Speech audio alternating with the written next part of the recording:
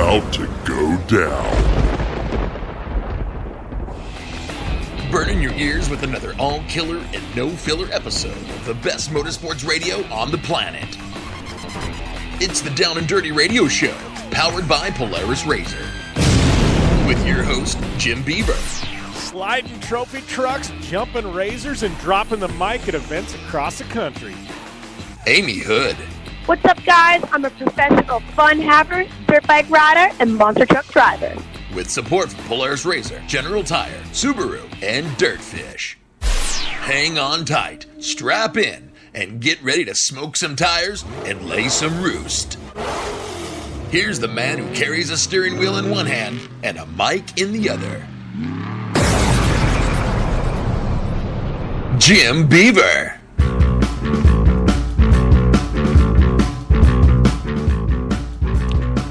Well, good morning and welcome to the Down and Dirty Radio Show, powered by Polaris RZR, episode number 300. That is a 3 with 2 zeros behind it. Very stoked to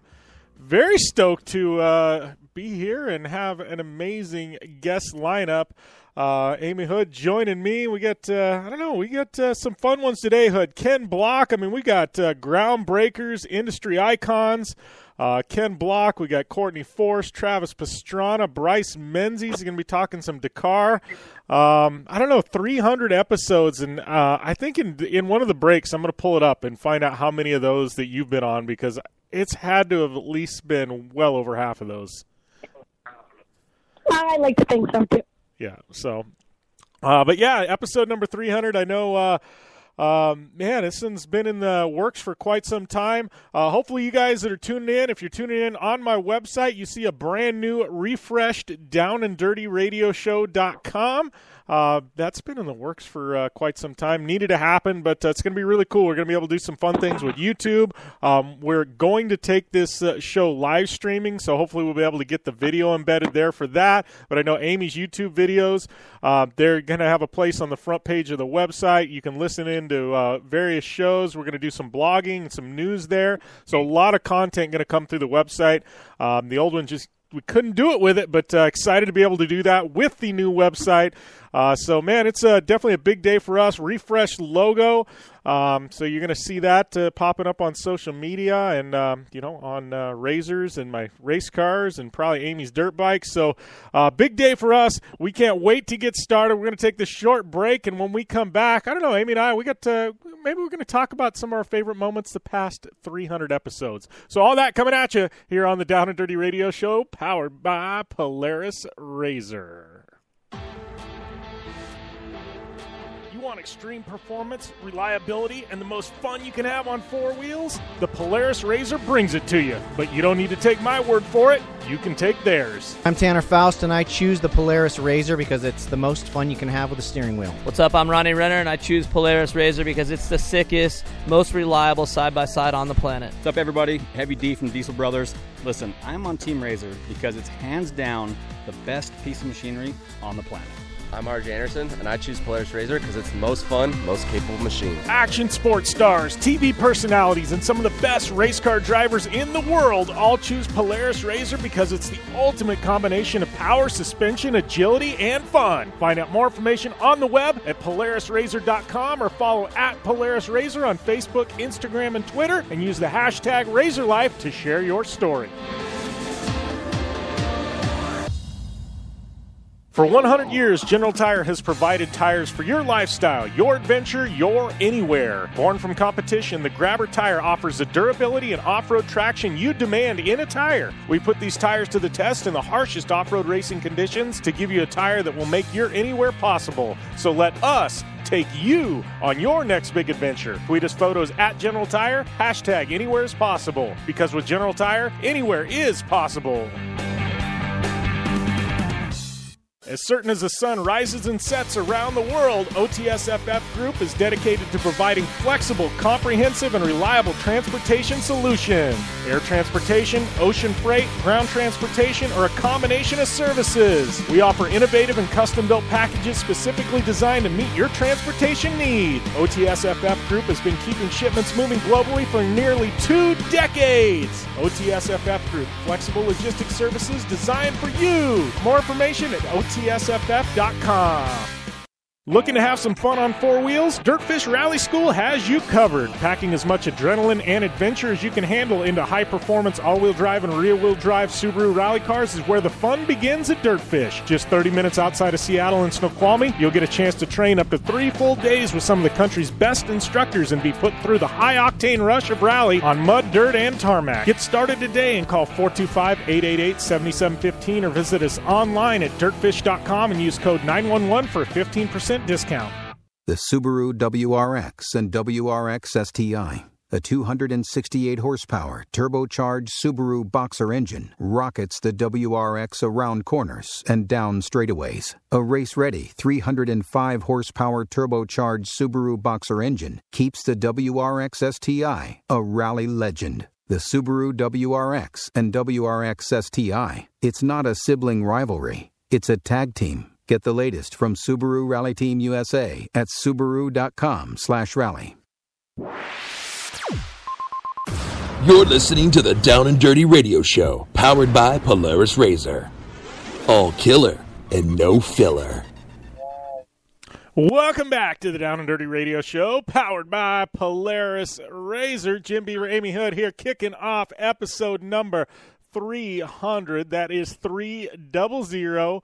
And this is one of those things where, Hood, I never really thought I'd get to episode number 300. Never really thought about it. I think as with anything, I just started out, didn't know what the heck I was doing.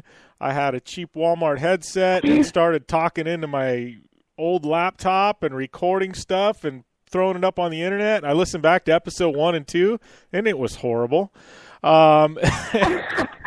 It was bad. Some clips from episode 1 and 2 in the show today. That's been awesome. Yeah, that I should have. Maybe we'll do it next episode. It was bad. I mean, it was so bad. And I know there was a lot of people who tuned into that and were like, "Oh my gosh, this is horrible. What is he thinking?" Here we are, 300 episodes, 6 years in, and life is pretty good. I'd say our sound quality improved a bit. Our guests have improved, not to slight the guests we had in the beginning, but it's been a fun run. I mean, and I get people all the time. I kind of do advising with some people that have some podcasts. I know a good friend of mine, Josh Weesey, he's got the Sponsored Rider Club podcast, and you've been a guest on there, Amy. I kind of, we talk a lot about podcasts, and he picks my brain on some things and stuff like that, but the one thing, and I don't care if it's a YouTube channel or a radio show or a podcast or whatever, you have to just keep putting out content. And it'll get better. Yeah. You just have to get something out and make it out regularly. You can't wait like 2 months in between. And it's like, I know with your YouTube channel there for a while when you were growing that, and you've got like 30,000 subscribers, I think. I mean, you were pumping out content, and that's it. You got to be regular. Yeah, I agree completely. And, with my YouTube channel, it is hard because my life is kind of taking a bit of a change and my time is very limited. And that was a part of my life at one time. And that's what I focused on and that's what I wanted to do. And, things changed. But, I remember always going back and looking at my first couple YouTube videos and I'm like, why would anybody want to have watched this? It was horrible. But that's how you develop your own skills. Trial and error. It's the same as, being a professional athlete. You ain't going to win any races by not losing a ton, right? So if there's something that you want to do, you got to, see any type of failure or obstacles as just an opportunity to grow and to challenge yourself. And, Kanye West said, what doesn't kill you makes you stronger, or I think that was Kelly Clarkson, or maybe they both did, whatever. But honestly, it is. Like, I see so many people who, as soon as they hit a roadblock or lose or fail or suck at something, they're like, okay, this is not for me. You know what? Nothing is ever going to be for you, but if you want to do it, make it your thing.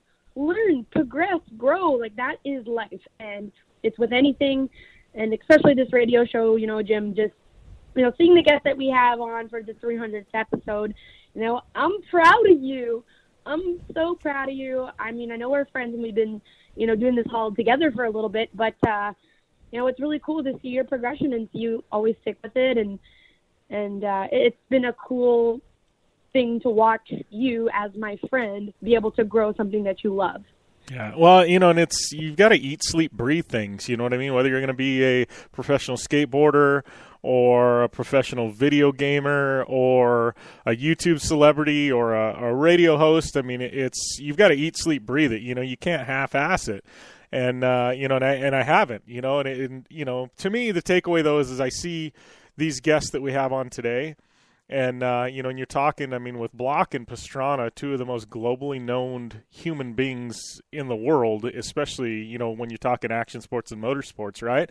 And I consider them both very close personal friends, and I've got to know them away from all the cameras and things like that. And so I think the biggest thing for me in this is the relationships that I've got to form and get to know the real Travis Pastrana and the real Ken Block behind the scenes. And I've interviewed Courtney a couple times now. I know you piggybacked, you helped me tag team the one we did with her and Graham Rahal a year ago. And, but you get to know these people on a personal level. So if I run into them at the track, it's not like, oh, hey, how was your run today? Like, no, it's like you go up, hey, how's the kids doing?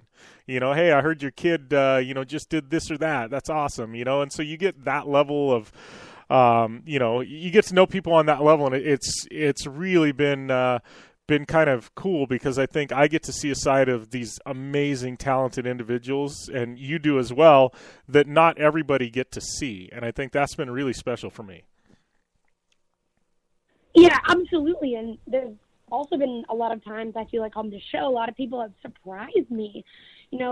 We obviously, a lot of these guests who come on are our good friends, but also there's a lot of people who we have no idea. Jim and I are texting before the show, like, oh no, like, I don't know how this interview is going to go. It's going to go one way or the other. And then, these big celebrities come on and completely surprise you and have amazing personalities. And, they're not just a super badass athlete. I mean, they're a super cool individual. And I think that's been one of the most interesting things for me is to really, have a lot of guests who kind of shock the heck out of me. Like, for example, Jeremy Steinberg, Twitch. I just remember when he came on, you see him on social media and you see him, in real life, and I've actually known him for quite a while. But being able to have him come on the show and really, we didn't really even talk too much about riding. We talked about his daughter and family and in the dunes and laughing and all these funny stories. And like, I just really didn't expect that. And it's been really humbling for me to, meet all these different sides of these athletes. And that's probably been one of my most favorite interviews, is definitely the one with Twitch, talking about his daughter and all the funny stories. And it was just cool, man. Yeah, well, and I know I've talked to Twitch recently, and we just through text message and stuff like that. But I know we got to get him back on, because you and we left that interview and immediately we were texting. We're like, I wasn't expecting that. Like it was. I know. He's got personality to spare, but I wasn't expecting that interview. And I go, this is a guy like I can relate to. He plays a badass part, but he's a good solid dad and family man. And I can respect that. Same goes with Travis Pastrana. You see him and his girls, and it's it's just.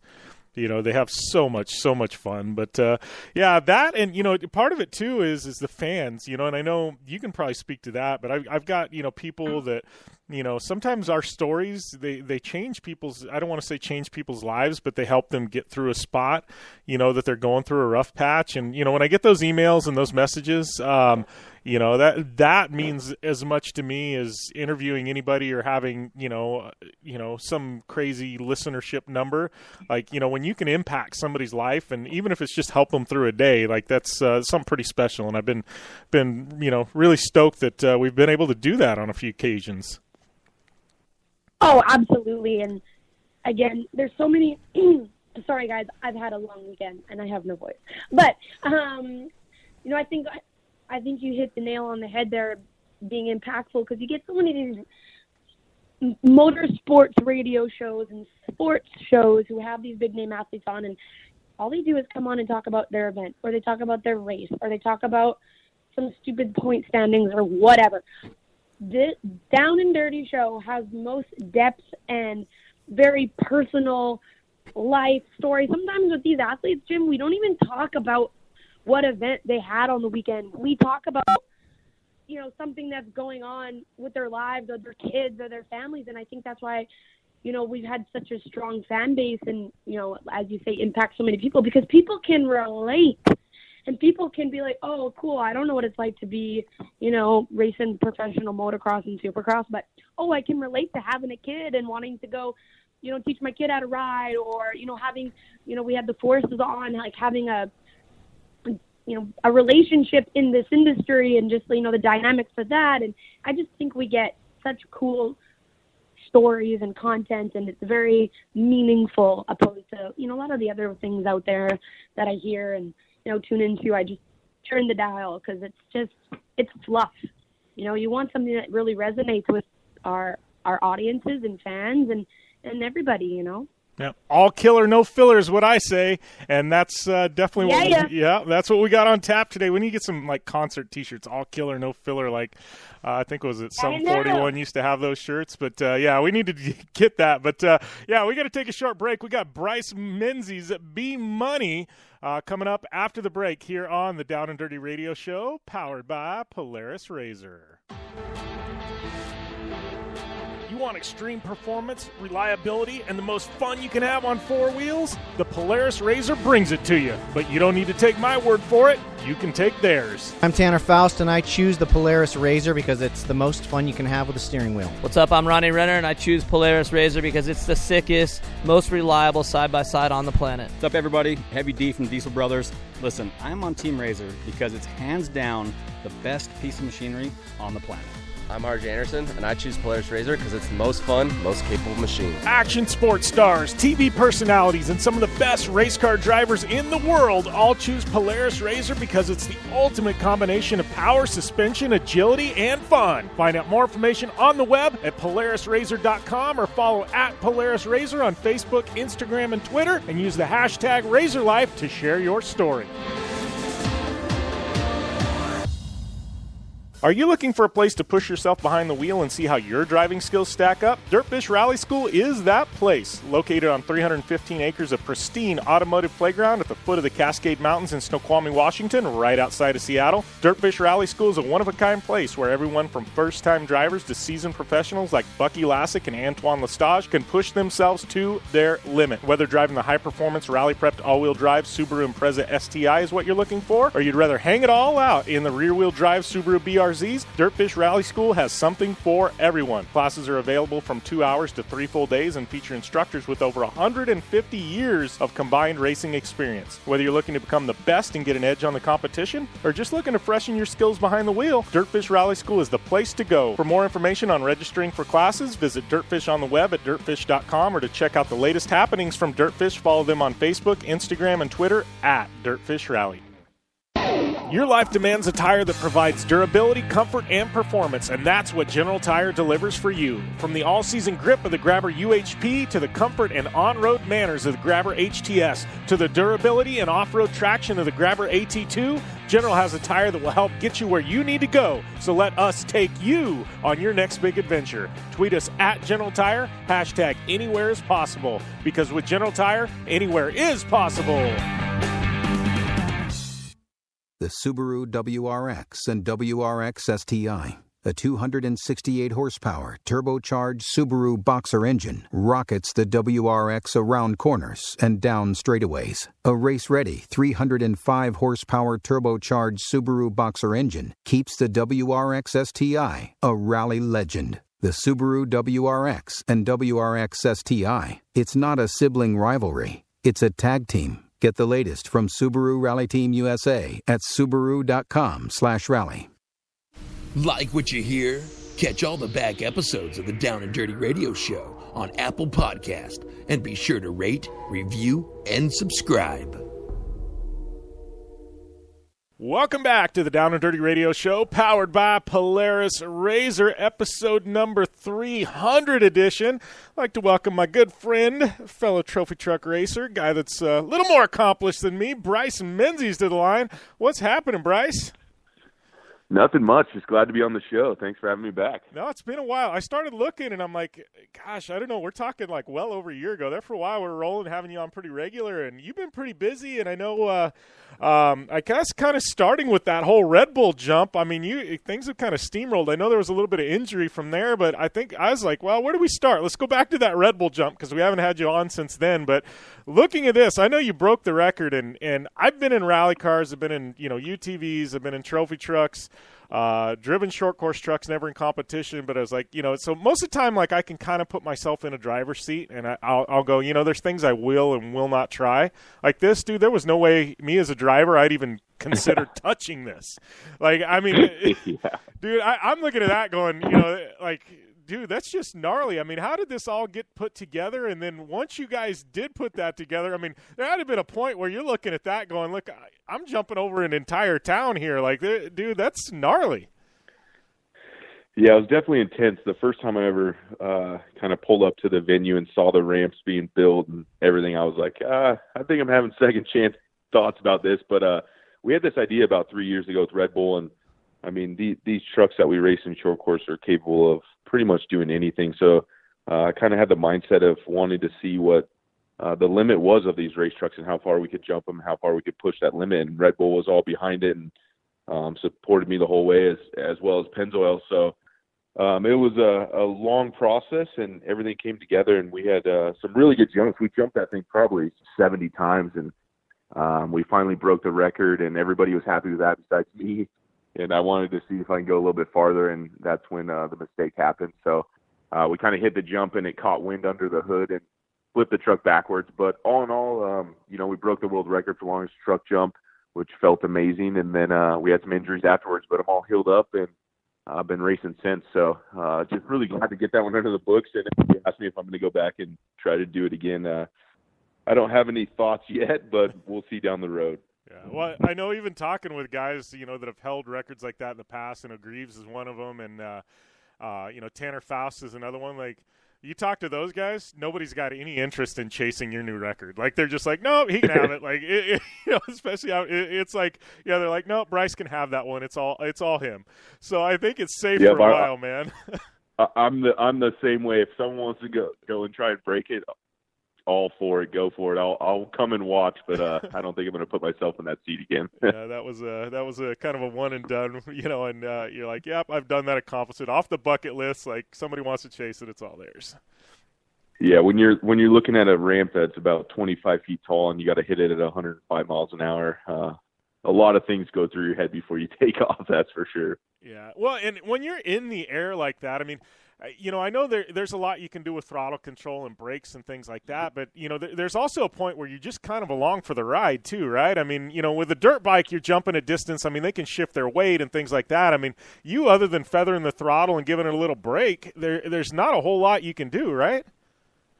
Yeah, we were trying to come up with ways where we could control the truck flying just because we were jumping it so far, but I mean, with that amount of mass and pushing it through the air, it was very difficult to come up with things. So pretty much all I could do was hit the rear brake, which would bring the nose down a little bit, and throttle, which would kind of keep it just level somewhat. So it's pretty difficult. You had to really use the throttle off the lip to control the truck of how it was going to jump, whether it was going to endo or kind of pop the nose a little bit. So it was a lot of throttle control taken off the lip, and then it was kind of along for the ride after that. Yeah, what did you guys have to do? Did you do anything aero-wise? I mean, what did you guys have to do to that truck? Because hoods, that's the biggest thing. Even trophy trucks, I know we've talked about in the past, just me and other guys, where that's kind of what keeps us back aero-wise, because it's like having a big parachute there. I mean, did you guys cut holes in it? I mean, what did you do? Because I know you'd said, wind caught the hood and kind of blew you over, but I mean, aero-wise, I mean, how different was that truck than, typical Pro 2, Pro 4 you guys run? Yeah, I mean, we took it to the wind tunnel. Ford backed us on that, and we took the truck to the wind tunnel, and all we really did was just change some of the body lines. We wanted it to really be an identical short course truck that I could take from the jump and go race on competition track, and we left everything to spec. The body was still identical. We didn't cut any holes through the hood. All we did was kind of change the lines of the body just a little bit to help with wind deflection and a little bit of aero stuff. But other than that, Red Bull and all of us really wanted it to be just a Pro 2 truck that we took from the track and went and jumped and broke a world record. So we tried to keep everything pretty much the same besides, like I said, we took it to the wind tunnel. We found out some stuff with putting a valance on it, with changing some of the body lines so the wind wouldn't get turbulence in there. And other than that, nothing much too big that we changed to make the thing jump. Yeah. So I know, kind of fast forwarding a bit, you and I were talking just a minute ago, though, but you just got back from Silkway Rally. I know, this is kind of all the lead up. I know you started doing a lot of, this rally raid type of stuff kind of lead up to an eventual, I think, Dakar event, Dakar debut. But, kind of take us through that, because this was a long, grueling race. And I know you've thrown Pete Mortensen in there. He's been kind of doing the rally raid stuff with you. I mean, how has that been, him adapting to a new style of navigation and a new style of off-road racing?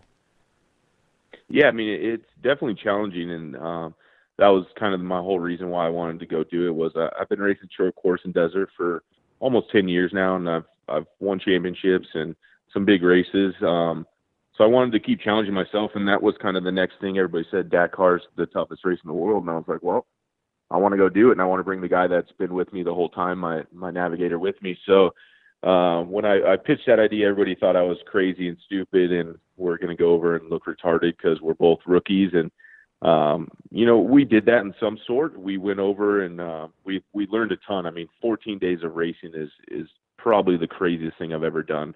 After day 7, I was like, all right, I'm done. I've been driving for so long, it seems like, and it was only halfway. So it was a very good experience. The longest race in the world. I think we did 10,000 Ks, which was 6,000 miles of total time in the car and racing. But, we had some good stages. We won one stage. We got third in a couple, and second. And then about 2 days from the finish, we were sitting second overall. And we went into the dunes, and we were the lead car, and we got lost. And that's just learning. You got to figure this stuff out. That's the reason we went there, was to get ready for Dakar. That's the one we want to go win and do really well at. So, all in all, a great experience. I came home and was like, I'll never go back and do that again, but we're already talking about next year and what we could change to make it better. So it's funny how you go through those races where everything kind of fights you, and it's one of the toughest deals you've ever done in your life. And you get home for about a week and start remembering all the good times and can't wait to get back there. Yeah, well, and you talk to guys, even BJ, and I've talked to RC about it, and guys that have done Dakar and things like that. And, a lot of people think they can go in year one and win. And I think the way you're approaching this deal, it's one of those, even RC he's been the biggest one saying, he's like, this is a learning experience. You can't expect, without being in a car and actually seeing how these rallies run, year one to go into Dakar and win. But I think the way you guys have approached this thing, it's really been a learning experience. So when you finally do get to Dakar, you guys will be competitive and able to run up front, because it is just a complete different style of racing than what we're used to. Yeah, I mean, definitely. They wanted to throw me into Dakar the first time and just go and experience it, because they always say, you got to go learn. You're not going to go win the first year out. And, I'm glad that I've been able to race some other rallies before that. I've raced 3 previous and then Silkway, so I've got quite a bit of experience under my belt. And, Pete's learning as well. This is his second one. So, both of us have just been learning a ton every single day we were out there in the car. We would learn something new. So going into the Dakar, you just got to really know that any mistake you do, it loses you a ton of time. And that's what we found out in the Silkway Rally. Was we'd run really good, and then I would push the car and we'd make a mistake and end up in a ditch for 20 minutes. And that stuff really bites you at the end. Those times add up a lot. So I think the biggest thing is just being consistent, running strong, but not pushing yourself over the limit where you're going to make those mistakes and cost you a lot of time. Because that's what we saw at the end, is where we lost a bunch. We would have been fighting maybe for the overall if we wouldn't have made those mistakes in the beginning, but we're learning. So hopefully we can get to Dakar and put all those things behind us and everything we've learned, and be able to go compete and maybe be one of the first Americans to win this thing. Yeah, well, and what's the differences, I mean, between, racing your trophy truck and racing one of these minis? I mean, they're completely different style of vehicle, but I mean, if you had to change your driving style, I know the wheel travel's not there, but these things are insane with what they can go over as far as terrain is concerned. I mean, how have you had to adjust your driving, your approach to running some of these long-distance rallies? Yeah, these things, these minis are built like a tank. I mean, I've hit some crazy stuff and thought for sure the car was going to break, so my hat's off to those guys for building an amazing car and a car that could withstand 14 days of punishment is really good. So I think some of the biggest things I've had to change was we don't get to go pre-run. We don't get to go see what's out in front of us. We just have a road book that calls out the dangers and the cautions. So I think the biggest thing for me is just being more aware of what's coming up and what to look for of bumps and rocks and ditches. With this car, you really can't get away with a ton just because of the limited travel, the limited tire size.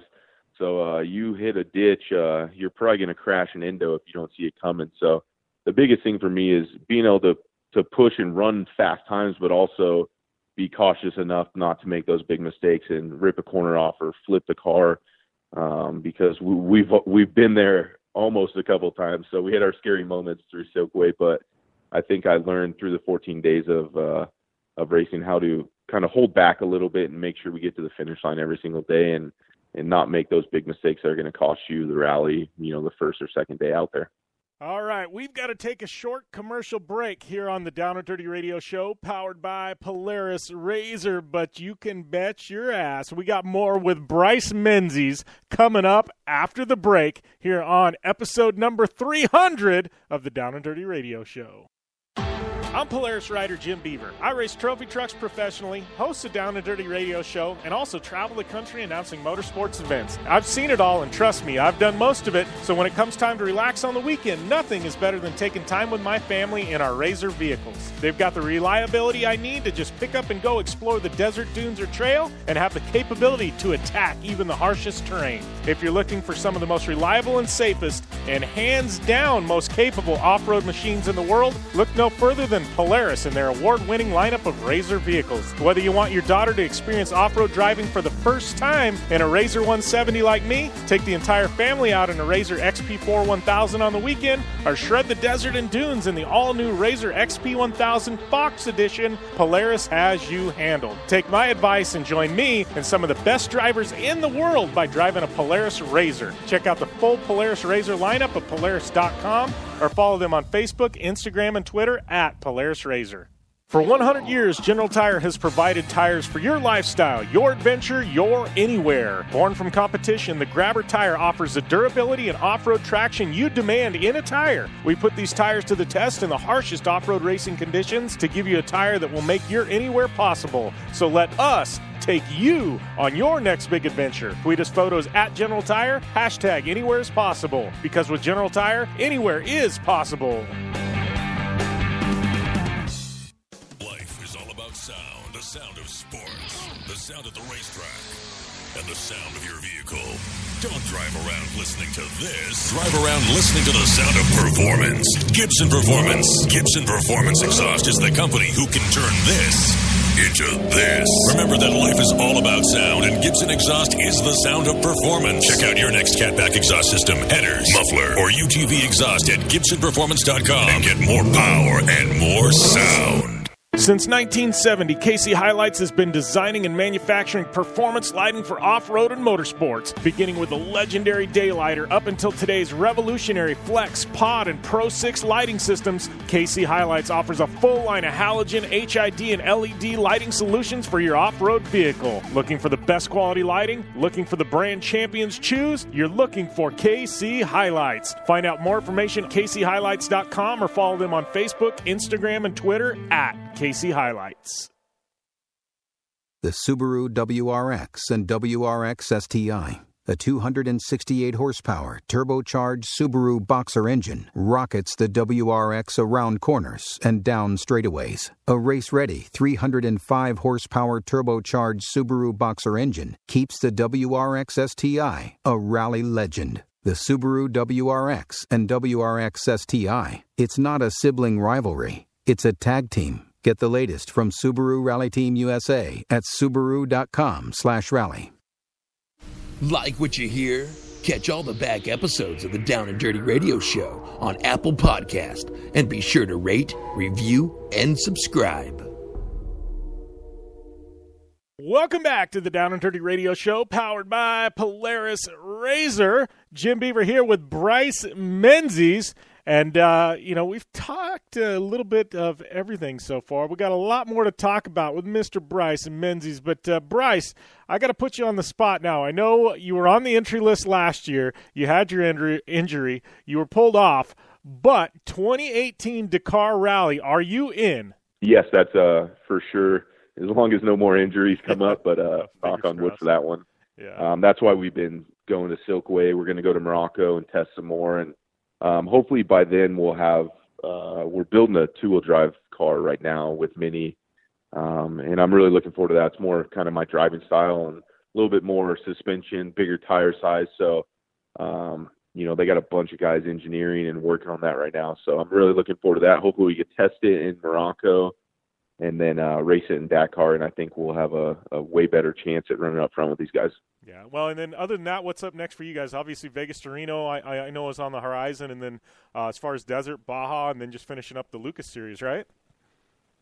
Yeah, we got Vegas to Reno in 2 weeks, which is one of my favorite races just because it's hometown. It's a really high-speed race, and it always seems like it comes down to the end between a couple trucks battling it out. So I'm looking forward to that one. We've never really ran that good there, so hopefully this is our year.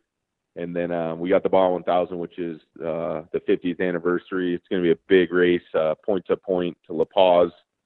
I'm going to team up with Jesse Jones again. So, we've had some really good runs at the Baja 1000 and some just unfortunate luck. So, every time I tell somebody we're doing it again, they're always like, are you going to change up your partner, your teammate? And, Jesse's one of the best guys out there. And if I had to pick between all the off-road guys, I would pick him. He's the one that's mentored me in desert, and man, he can still drive the wheels off a truck. So I think we're going to have a really good shot at it this year, and that's kind of our main goal, is to go to the Baja 1000 with everything in our bag and throw it all out there and try to win this one. Yeah, well, I don't think anybody's going to argue with Jesse Jones as a choice. The guy is just ridiculously quick, and he's been around for a long time. His knowledge is second to none. One thing I think is really, especially in Baja, the competition in trophy truck is just, it's gotten ridiculous.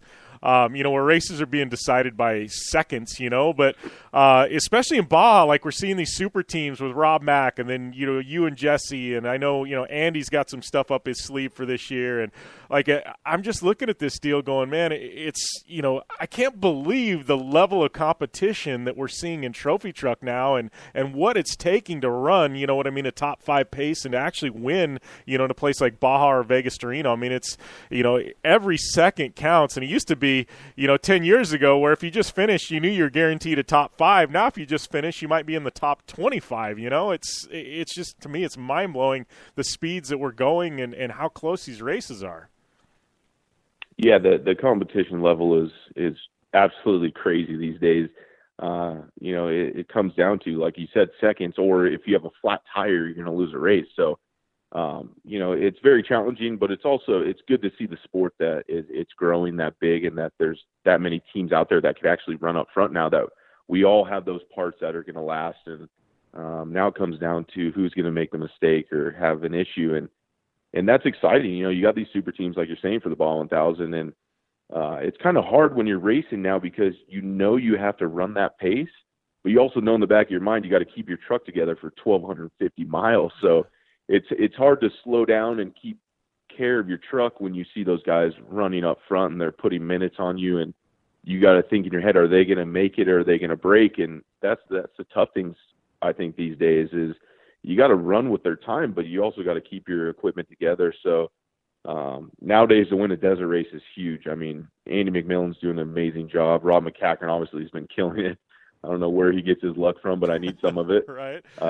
But yeah, just the pace of these guys is unbelievable, and their equipment now. So if you don't have everything in line, you're not going to go win a desert race nowadays, for sure. Yeah, you feel like too. I've always felt, and obviously I haven't had the opportunity in Trophy Truck to run up front, but I feel like in the other class I've run, like once you're up front, you can kind of dictate the pace of a race to an extent. And I mean, I think qualifying coming into play and getting that pole position. I mean, you can kind of what's happening behind you, and you know when a guy's pushing you and things like that. So I've always felt like if you're the lead truck, you can kind of dictate what's going on behind you to an extent, and how hard you want to really push. I mean, do you feel like it's that much of an advantage to be out, clean air, especially at an event like Vegas to Reno? Yeah, for sure. And I think that's why, nowadays you see teams doing a bunch to go into qualifying, and you see how important it is to start out front and be able to hold the guys back and set the pace and know that you have 500 miles and I'm going to, kind of baby it a little bit for the first 300 and let everybody kind of get frustrated or make mistakes or just run that pace. So then your truck's good for the next 200 miles to the finish. So, qualifying these days is huge, and we go out and actually test qualify setups. We go test different tire compounds to see what's better for that type of terrain. So, the level of competition and where it's going is absolutely incredible. And I think it's cool to see that, and just the level of names that you see in the trophy truck field and throughout the classes. I mean, class 1, class 10, it seems like they're all growing, and it's cool to see because I love this sport and I want to keep pushing it and seeing it grow. Yeah, well, and speaking of that, what I mean, as far as growth and competition, I got to talk about, what's happening in the short course side of things with, with the Lucas series over there. And you guys, I mean, it's tight, both in Pro 2 and Pro 4. I mean, there's no easy races there either. It's crazy. I mean, when, I just look, it's one of those things where normally you can call it and say, I think Menzies got a really good shot this weekend to win. And it's like, you go into any given Lucas weekend and I'm like, man, it's a toss-up. I can name like 5-6 drivers who really could ultimately end up on top of the box, and you guys got guys like McGrath who's coming back, and he kind of went away for a couple of years, and and he was kind of a mid-pack guy, and now all of a sudden he's taking wins, and it's like Lucas, it's tough to call it there as well, man. Yeah, I mean, for a while I was just racing Pro 2 only, and it seemed like for a while it was like if we had a good run, it was me, McCacken, or Deegan. One of us three were going to run up front or take the win. And nowadays it's like you got almost 7 guys that could take the win. You got McGrath, who's been running really strong, taking wins. And then you got RJ Anderson, Jarrett Brooks, who won his first race. So there's so many kids coming up that have been doing this for so long, from trophy cart days into Pro Light, now into Pro 2. And the competition level is just not stopping. So I thought it was going to get easier with some of the older guys leaving the class, but it seems like it's getting tougher with these younger guys coming in. So, and then you got Pro 4 with Kyle Leduc, who's been killing it for the last couple of years, and now guys with new trucks, and RJ and McCacken, who's always strong, and Carl, who's running his last year. Going from class to class is extremely tough. And we're only racing, I think, 4 Lucas races this year, but every time we go, we have our work cut out for us. So it makes it fun. It makes it challenging, and just glad to see that there's that much growth and kids coming up from the younger classes to come and compete and challenge us. It's cool to see. Yeah, well, and I got to ask you, too, I know Red Bull Signature Series coming into Crandon again for that kind of East versus West shootout. We're going to see you guys back there. Obviously, there's the whole Red Bull tie-in. So, I know Crandon's one of the big ones. We're going to see you guys on the grid back there? Yeah, that was the plan last year too, but with the jump incident, we didn't get to make it. So this year, my dad's extremely excited and looking forward to that one. It's one of his favorite races. So we're working on the Pro 4 right now. We're just going to bring the Pro 4 back there and go for that Money Cup. But I'm looking forward to that race. It's one of my favorite races all year round. So I was super bummed I missed it last year, and we built this brand new Pro 4 that's a rocket ship. So I'm looking forward to taking it back there and seeing what we could do with it. Yeah, it sounds like there's going to be a lot of teams. I know, seeing Rennes that are back in Crandon, first time in a long time. It seems like there's going to be a lot of guys from the West Coast that, make their way back there. So I think this is going to be one of the big ones, man. I'm really excited. I think, what Red Bull's brought into the picture over there too. It's done nothing but elevate that, that Sunday race. And I'm excited, man, to see guys like you and, some of the, East Coast guys and Midwest guys shoot it out. I think it's going to be one of the biggest events of the year for sure. Yeah, it should be huge. And like I said, with Red Bull being a sponsor of mine and a partner of some of the series I race, it's cool to have a brand like that being a part of it, just because they elevate the game to another level, just like they did with Frozen Rush. They came to us and we put an event on, and I still get questions all the time about that event of when we're bringing it back. And it's the same thing with Crandon when we go there for the Red Bull Cup race. It's insane how many people show up, and they get trucks from the West Coast and East Coast, and we all line up and drag race the first turn at 120 miles an hour. So it's going to be insane, and I'm just glad that they're backing it and see the support that I see as well in the sport and what I love. So looking forward to Crandon. Can't wait to get back there and go racing with these guys. Yeah. Before we let you go, too, talking about Red Bull, I saw you post something on Instagram. Red Bull Soapbox, man. What do you got in store for us for that event? Because this is something I've eyed for a long time, and I want to build something for that. I know I've got some friends that are building some stuff, but I saw you throw your hat in the ring. That looks like a fun event, man. Yeah, it's insane. I've been watching it for the last couple of years, and I've always wanted to take part in. This year, I got lucky enough to go meet Jay Leno, and we kind of did a little fun soapbox race between us two to kind of amp up the event on August 20th. But halfway down the course, actually, the car that they built me, the brakes broke. So I was just along for the ride, and it went like off a jump into a hay bale, almost hit a camera guy. So there's going to be carnage. So if you guys are in LA around August 20th, make sure to check it out. It's a great event, and look forward to being there. Yeah, that's going to be I don't know. I'm sure they're going to have that live streamed online, but I've been nothing but watching videos and stuff the past couple of years, and I think especially being in LA, like if you can make it out there, it's going to be a good time. So, yeah, for sure. But appreciate you taking the time, Bryce. I know you're busy. Stoked to hear your Dakar plans and see you continue to kill it. I guess we'll see you at Vegas Reno. I got one of your buddies, looks like driving with me in a Razor, so I'm sure we'll have a lot of fun there at Vegas Reno, man. Nice, yeah. That's super cool that you guys have been doing that. I've been following you guys with the celebrity drive thing, and it's cool that Polaris is backing you guys on that. Look forward to it. Yeah, Vegas Reno is going to be a good race, so thank you for having me on. I really appreciate it and everything you do for us. All right, thanks a lot, Bryce. Take it easy, my friend. Thanks, bud. Appreciate it. All right. Always fun catching up with Mr. Bryce Menzies. One thing I've always respected about Bryce Menzies is the fact that he'll drive anything. A lot of guys are good at one thing, and they don't want to step outside of their box because I don't know if they're nervous for failure or what, but Bryce is one of those like, hey, I want to drive everything, and I want to be good at everything, whether it be working his way up to a trophy truck, short course. I mean, he's Pro 2, he's run Pro 4. He's tried his hand at Red Bull Global Rallycross, stepped out of the box, went into a Red Bull Global Rallycross car. He fought to figure it out there.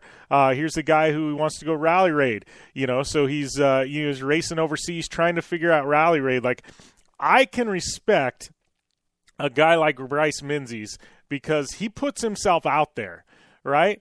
And win or lose, he's out there raw, and the haters are going to hate, and his fans are going to love him one way or another. But for a guy to step out of the box and put himself out there and make himself vulnerable, especially a guy with a fan following like Bryce Menzies, I mean, that's a big step. There's a lot of guys, whether they be IndyCar or rally or whatever, they're never going to leave their little box because they don't know that they could be successful anywhere else. Bryce Menzies, he's like, let's bring it on. New challenge, let's go.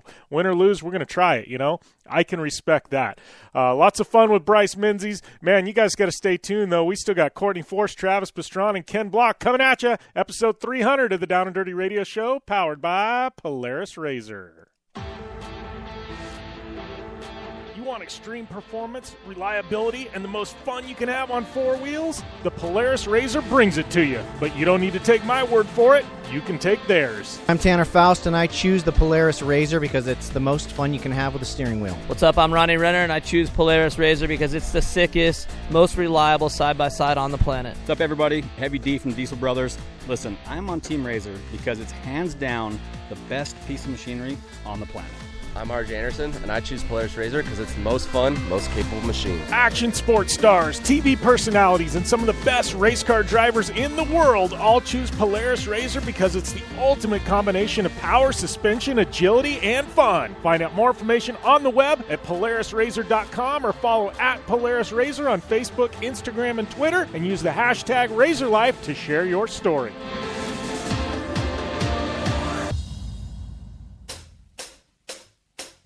race or are you a weekend warrior? Have you checked on the date on your helmet recently? Don't get caught off guard by using an outdated helmet. Impact Racing, the leader in motorsport safety, has new SA 2015 helmets to fit your budget. Whether you're looking for a helmet with a full carbon fiber shell to take you to victory at the Indy 500 or just looking for some helmets for a weekend at Glamis, Impact Racing has a helmet for you. Find out more information at impactraceproducts.com or on Facebook at Impact Safety. Your life demands a tire that provides durability, comfort, and performance, and that's what General Tire delivers for you. From the all-season grip of the Grabber UHP to the comfort and on-road manners of the Grabber HTS to the durability and off-road traction of the Grabber AT2, General has a tire that will help get you where you need to go. So let us take you on your next big adventure. Tweet us at General Tire, hashtag anywhere is possible, because with General Tire, anywhere is possible.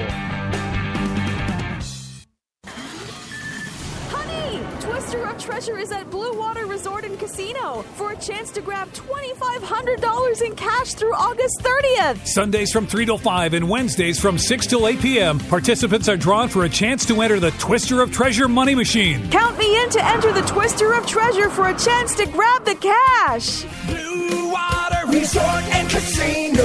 Right on the water, right on the money.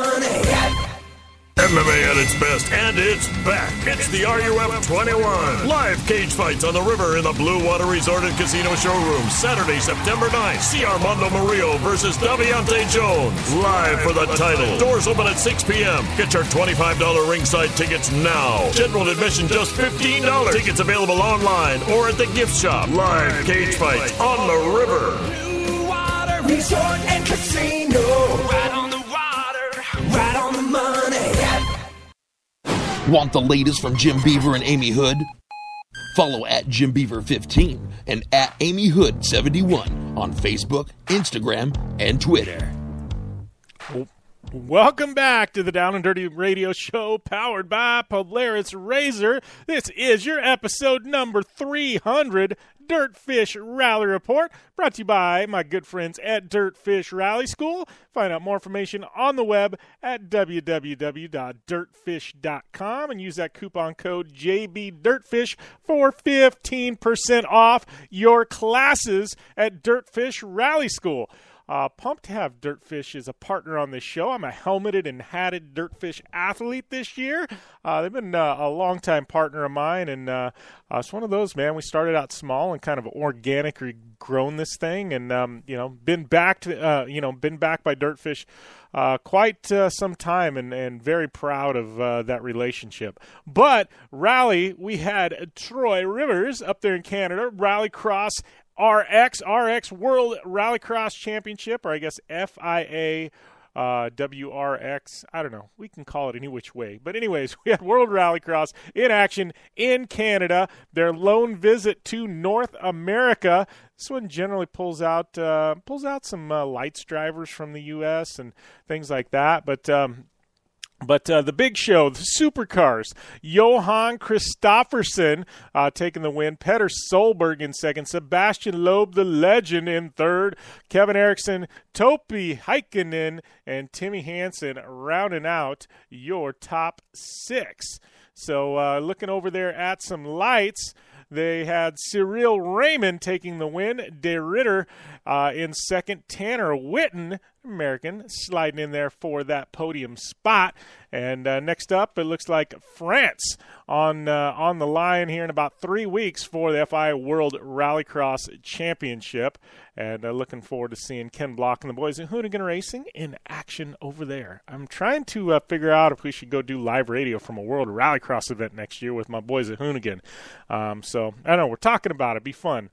Tweet me at Jimmy15. Let me know if I was to go, which round of World Rallycross you think I should attend. I think lots of good ones over there in Europe, but I'd like to get some fan feedback on that one.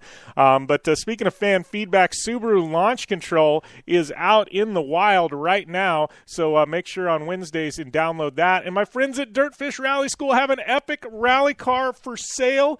go to dirtfish.com, and right there where it says cars for sale, check it out. Amazing piece of machinery that'll take you right to the top of the podium right now. One of those beautiful rally cars I've ever seen, for sale for under 50 grand. Plus they're throwing in some classes.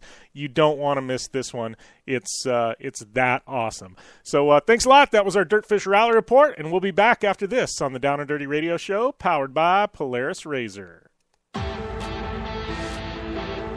You want extreme performance, reliability, and the most fun you can have on four wheels? The Polaris RZR brings it to you. But you don't need to take my word for it. You can take theirs. I'm Tanner Faust, and I choose the Polaris RZR because it's the most fun you can have with a steering wheel. What's up? I'm Ronnie Renner, and I choose Polaris RZR because it's the sickest, most reliable side-by-side on the planet. What's up, everybody? Heavy D from Diesel Brothers.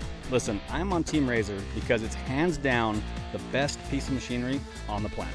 I'm RJ Anderson, and I choose Polaris RZR because it's the most fun, most capable machine. Action sports stars, TV personalities, and some of the best race car drivers in the world all choose Polaris RZR because it's the ultimate combination of power, suspension, agility, and fun. Find out more information on the web at PolarisRZR.com or follow at Polaris RZR on Facebook, Instagram, and Twitter, and use the hashtag RZRLife to share your story.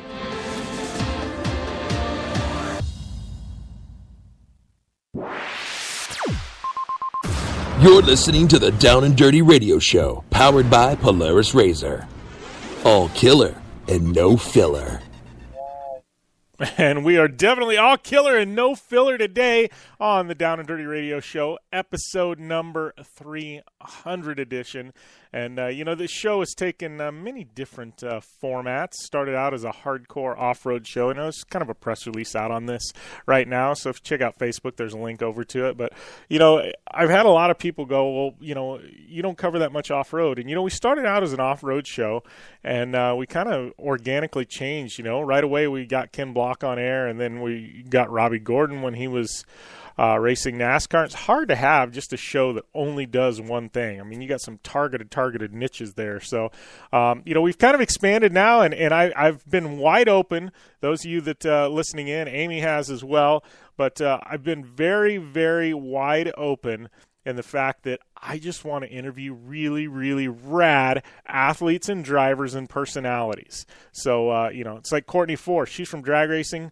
Girl's got a ton of personality. Love having her on air. IndyCar drivers, even NASCAR drivers. If we can snag some Formula One or MotoGP riders, we're going to do that. So this show, we are going to stay true to what I know, and that is off-road, and that is dirt sports, and that is UTV racing and rally racing. We're always going to cover that.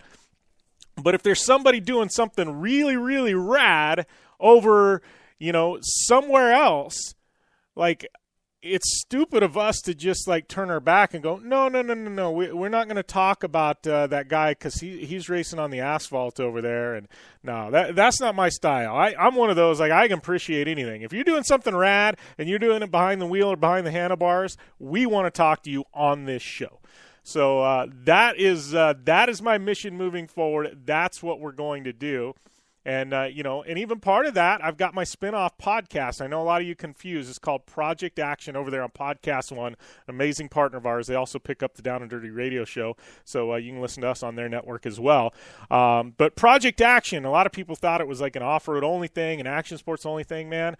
It is all people in all walks of life that are doing amazing, rad things. I've got Ava Shockey coming on in the next couple of weeks. She is one of the foremost female hunters. She's got a TV show. She's got 3 million social media followers.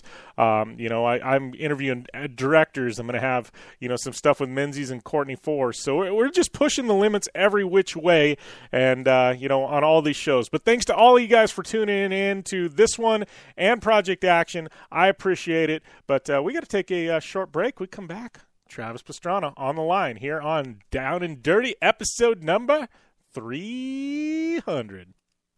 I'm Polaris rider Jim Beaver. I race trophy trucks professionally, host a Down and Dirty radio show, and also travel the country announcing motorsports events. I've seen it all, and trust me, I've done most of it, so when it comes time to relax on the weekend, nothing is better than taking time with my family in our Razor vehicles. They've got the reliability I need to just pick up and go explore the desert, dunes, or trail, and have the capability to attack even the harshest terrain. If you're looking for some of the most reliable and safest, and hands down most capable off-road machines in the world, look no further than Polaris and their award-winning lineup of Razor vehicles. Whether you want your daughter to experience off-road driving for the first time in a Razor 170 like me, take the entire family out in a Razor XP4 1000 on the weekend, or shred the desert and dunes in the all-new Razor XP 1000 Fox Edition, Polaris has you handled. Take my advice and join me and some of the best drivers in the world by driving a Polaris Razor. Check out the full Polaris Razor lineup at Polaris.com or follow them on Facebook, Instagram, and Twitter at Polaris Razor. Your life demands a tire that provides durability, comfort, and performance, and that's what General Tire delivers for you. From the all-season grip of the Grabber UHP to the comfort and on-road manners of the Grabber HTS to the durability and off-road traction of the Grabber AT2, General has a tire that will help get you where you need to go. So let us take you on your next big adventure. Tweet us at General Tire, hashtag anywhere is possible, because with General Tire, anywhere is possible. The Subaru WRX and WRX STI, a 268 horsepower turbocharged Subaru Boxer engine, rockets the WRX around corners and down straightaways. A race-ready 305 horsepower turbocharged Subaru Boxer engine keeps the WRX STI a rally legend. The Subaru WRX and WRX STI, it's not a sibling rivalry, it's a tag team. Get the latest from Subaru Rally Team USA at Subaru.com/rally. MMA at its best, and it's back. It's the RUF 21. Live cage fights on the river in the Blue Water Resort and Casino Showroom. Saturday, September 9th. See Armando Murillo versus Daviante Jones. Live for the title. Doors open at 6 p.m. Get your $25 ringside tickets now. General admission just $15. Tickets available online or at the gift shop. Live cage fights on the river. Resort and Casino. Right on the water, right on the money. Looking to have some fun on four wheels? Dirtfish Rally School has you covered. Packing as much adrenaline and adventure as you can handle into high-performance all-wheel drive and rear-wheel drive Subaru rally cars is where the fun begins at Dirtfish. Just 30 minutes outside of Seattle and Snoqualmie, you'll get a chance to train up to 3 full days with some of the country's best instructors and be put through the high-octane rush of rally on mud, dirt, and tarmac. Get started today and call 425-888-7715 or visit us online at dirtfish.com and use code 911 for a 15% discount. Want the latest from Jim Beaver and Amy Hood? Follow at Jim Beaver 15 and at Amy Hood 71 on Facebook, Instagram, and Twitter. Welcome back to the Down and Dirty Radio Show, powered by Polaris Razor, episode number 300. Welcoming my good friend of the line, Mr. Travis Pastrana, who will be joining me in the Polaris Razor Star Car at Vegas to Reno here in a couple of weeks. Man, welcome to the show, Travis. Yeah, good to be on again, man. How you been?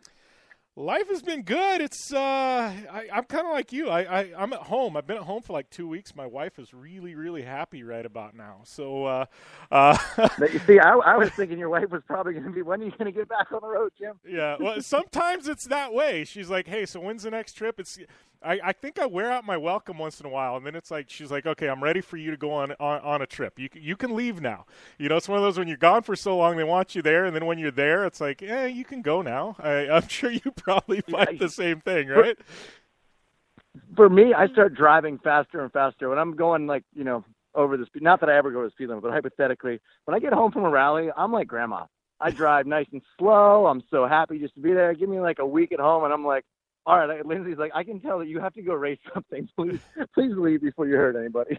See, and we go somewhere. My wife always drives. She goes, Jimmy, you are the worst driver on the street that I've ever seen. She's like, I don't know how you drive race cars for a living. She's like, because you are the world's worst driver. But it's like I get so bored behind the wheel of a regular car. I don't know. I start daydreaming and I'm looking out the window. Dude, mustard and mayo. It is so hard to stay between the mustard and the mayo when it's like you're not sliding. There's like nothing. You're like, why?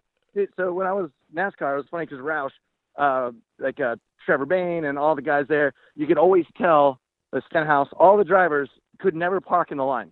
Like you could always tell the cars that were parked sideways. But I think we just don't care. We're like, this is irrelevant. Like, put it on. Come on. I'm the guy when you pull up the grocery store, you start cussing.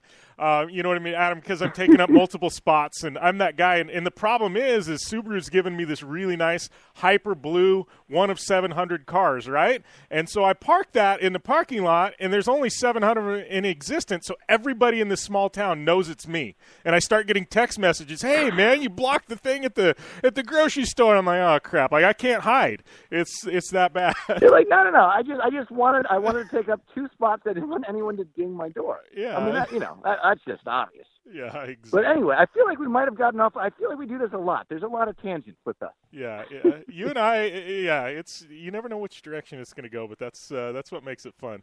The only person I think that rivals us when I get Street Bike Tommy on air, things really go in all kinds of directions. We start talking about barbecue and barbecue sauce and homemade this, and I'm like, oh man, how do we get going this direction? You talk Tommy? Guns, cars, or barbecue with Street Bike Tommy, you're going to be there all day. Yeah. Man, that he loves. He doesn't like everything, but what he likes, he's into. Yeah, exactly. But man.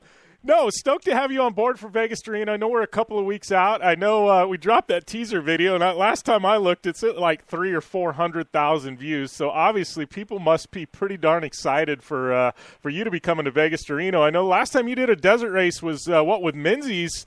With Menzies at the Mint, maybe 2-3 years ago? Mint 400. Yeah, that was actually my only trophy truck race, so that was cool. So it was it was pretty cool because in Vegas they had odds. And I was something like 40-1 that I wouldn't make a lap. So I was like, no, I'm just finishing this race. And my co-driver on the last lap, he's like, all right, we're in the hunt for the win. Step it up. I'm like, no, I'm finishing this race. We didn't get one puncture. We didn't have one problem. It was funny because Bryce he started in front of me, and he was off the side changing a flat, and then he flew by us, and then he was off the side changing something else, and he flew by us, and then he was off the side again, and Robbie Gordon was off the side. I'm like, hey, we're ahead of some really quick people, not because we're quicker, but we're doing all right. Yeah, well, I don't know if it's going to be good or bad for us at Vegas to Reno. They had there's 50 in our class, and they drew, it's a random draw for start positions, and we drew 47th out of 50. What? We drew 47th out of 50, and I'm like, well, at least we'll know where we're at as we pass these guys. We'll know where we're at in the race, right? I'm like, oh, could you get a worse draw than that? I'm going to say that's a bad position to be in. That's a Ron Meredith number, though. I don't know. Maybe we'll be all right. Yeah. Well, they put the odds out. They did put the odds out for the race, and I go and look at that, and all it says, Jim Beaver and Travis Pastrana. They go, this is going to be exciting, and it goes 199-1. So that's our odds. Man, that's even worse than I would have thought. But I like where their head's at. Yeah, they're that works good. Maybe I can get 47 brand hats on board. Yeah. They're like, hey, look, we got to come up through everybody. I tell you, one would have been better if we could have randomly drawn that, but we'll take what we get, right? Yeah, it'll be. It's a long race, like 550 miles. So we got it's the same thing as the Mint, man. If we run clean and we just survive, we're going to be there. The last 150, 200 miles to push for the win. But it's, there's going to be some guy shot out of a cannon the first 100 miles, and he's going to be broke on the side of the road. There's going to be a bunch of those, and it's one of those, you got to run fast, but it's just like a stage rally, man. If you're not there at the end, then you're just not there, right? You've got to have something left to be able to finish the rally. Yeah, I feel like rally is the one, like maybe World Rally, WRC stuff, but the ARA, like North America Rally Championship Series, you've got 3 or 4 stages max before service, and the stages are anywhere between 5 and 20 miles. So generally, you can push pretty hard because the problem is, especially with rally, someone is going to make it. And now when you're talking, there's 50 guys in the class, for Vegas to Reno, and people always give Robbie Gordon a hard time, but Robbie Gordon goes to win. So he goes, okay, someone's going to make it, and probably, 5 other guys that try to make it aren't. So, but if you want to be 3rd to 5th, you can go out there and you have to run hard. You can run super smart and you can run clean.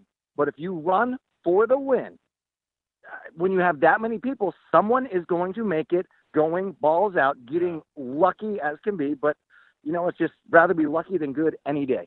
Yeah, I agree, and that's what this class has become. Like, I jump back and forth, and I run the trophy truck, and Bryce and we were just talking this week about it, and he goes, it's insane. Like, 10 years ago when we both kind of got started and I first started racing trophy trucks, like, if you just finish the race, you're guaranteed, like, a top 3 podium, right, just by finishing.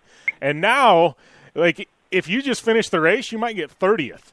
It's crazy. And like you said, there's somebody that's going to run 110% not break, and they're going to win. And it's just the whole sport of desert racing, we're getting so many entries, it's just become that insane. But, like you said, in stage rally, you and David are the same way, though. I mean, you guys are trading tenths of a second on stages sometimes. I mean, it's pretty insane how close your guys' most races. of them, honestly, we get done, like, we'll do a 25-mile stage, and if it's more than 3 seconds difference, we're disappointed. If we lose by a 10th, it's a disappointing stage. We win by a 10th, we're pretty excited. Yeah. Now, relatively to the rest of the rally, it means nothing. But I tell you what, if we're ever more than 15 seconds down at any point in the rally, 100 miles to go, you're like, well, if on average we're a 0.5 of a second a mile apart, we've got the same equipment. He was my mentor. He was my coach. He was the guy that I emulated. Everything I've ever done was to try to emulate to be like Dave. And now I got to figure out how the heck to be faster.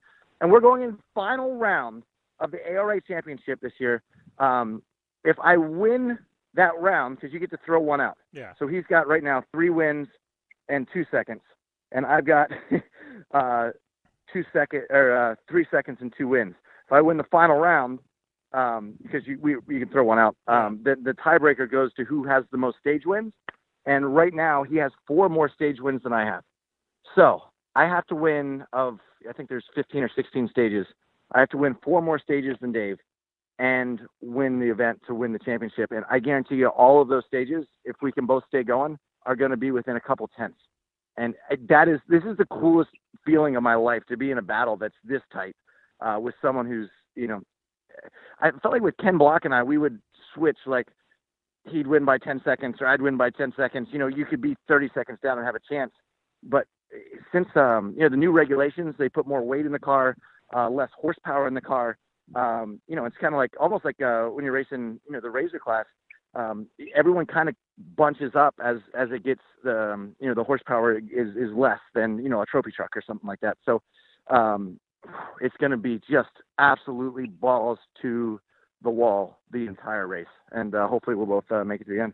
Yeah, and that's what's crazy. And there's a few of us, like, our car's got a flashed ECU. Some of the guys have kept the stock one, and I'm like, nah, we want this thing wide open, right? So this thing will go close to 100. And some of the guys have kept the stock tuned, so they're in the 70s, and so it's like, they go, oh, well, it's built-in rev limiter. You don't heat up the belt and pitch a belt. And I'm like, I'd rather be able to go tapped out when I need to, and then back it down, and be able to bring the belt life down instead of just always knowing I can run and ping the rev limiter, But so we got a little more juice than some of the other guys, Trav. I think you're going to enjoy that when you get in this thing. But it's like you said, though, it's tight. Man, I cannot wait. Yeah, it's going to be tight. And we'll be back with more from Travis Pastrana after this on the Down and Dirty Radio Show, powered by Polaris Razor. I'm Polaris rider Jim Beaver. I race trophy trucks professionally, host a Down and Dirty radio show, and also travel the country announcing motorsports events. I've seen it all, and trust me, I've done most of it. So when it comes time to relax on the weekend, nothing is better than taking time with my family in our Razor vehicles. They've got the reliability I need to just pick up and go explore the desert dunes or trail, and have the capability to attack even the harshest terrain. If you're looking for some of the most reliable and safest and hands down most capable off-road machines in the world, look no further than Polaris and their award-winning lineup of RZR vehicles. Whether you want your daughter to experience off-road driving for the first time in a RZR 170 like me, take the entire family out in a RZR XP4 1000 on the weekend, or shred the desert and dunes in the all-new RZR XP 1000 Fox Edition, Polaris has you handled. Take my advice and join me and some of the best drivers in the world by driving a Polaris RZR. Check out the full Polaris RZR lineup at Polaris.com or follow them on Facebook, Instagram, and Twitter at Polaris RZR. Do you race or are you a weekend warrior? Have you checked on the date on your helmet recently? Don't get caught off guard by using an outdated helmet. Impact Racing, the leader in motorsport safety, has new SA 2015 helmets to fit your budget. Whether you're looking for a helmet with a full carbon fiber shell to take you to victory at the Indy 500 or just looking for some helmets for a weekend at Glamis, Impact Racing has a helmet for you. Find out more information at impactraceproducts.com or on Facebook at Impact Safety. Looking to have some fun on four wheels? Dirtfish Rally School has you covered. Packing as much adrenaline and adventure as you can handle into high-performance all-wheel drive and rear-wheel drive Subaru rally cars is where the fun begins at Dirtfish. Just 30 minutes outside of Seattle in Snoqualmie, you'll get a chance to train up to 3 full days with some of the country's best instructors and be put through the high-octane rush of rally on mud, dirt, and tarmac. Get started today and call 425-888-7715 or visit us online at dirtfish.com and use code 911 for a 15% discount. The Subaru WRX and WRX STI, a 268 horsepower turbocharged Subaru Boxer engine, rockets the WRX around corners and down straightaways. A race-ready 305 horsepower turbocharged Subaru Boxer engine keeps the WRX STI a rally legend. The Subaru WRX and WRX STI, it's not a sibling rivalry, it's a tag team. Get the latest from Subaru Rally Team USA at Subaru.com/rally.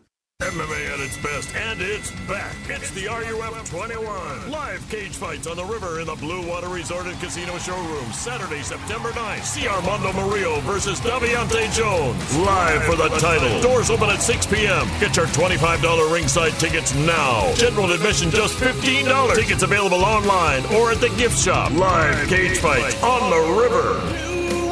Resort and Casino. Right on the water, right on the money. Thanks for tuning in to the Down and Dirty Radio Show. Available live online, in syndication on networks across the U.S., and available internationally on the American Forces Network. Welcome back to the Down and Dirty Radio Show, powered by Polaris RZR, episode number 300. Got my good friend Travis Pastrana on the line, talking Vegas Torino, Best in the Desert, Polaris RZR Star Car. And I don't know if you've checked the entry list, Travis, but there's just some phenomenal talent. Well, Tanner Faust and Reese Millen are racing against us. I mean, right there, you know, it's like, holy crap, we got some legit competition right there, you know? Wait, they're together on a team? Yeah, they decided to team up. So, so it's this class is getting crazy. Larry Rossler, I mean, he's a legend. You know, he's racing against us. You know, it's like I don't know, it's crazy. Dude, this is so cool. I need to see the entry list. It was like Loretta Lynn's. Have you seen the entry list in the plus 25 class, Loretta Lynn's? No. It was like Mike Brown won the first moto and Holy Nathan crap. Ramsey was second. I know it's kind of off subject a little bit, but you got Buddy Antonez was in there. Robbie Horton. I mean, just it was basically like the 9 through 13 Super Mini class back in 91. They always say, like, everyone kind of gets out of racing, but you always get back in. And like, to hear Rossler is in RZRs, I mean, he was legend on a motorcycle and then goes to everything and just Mr. Desert. This is freaking phenomenal.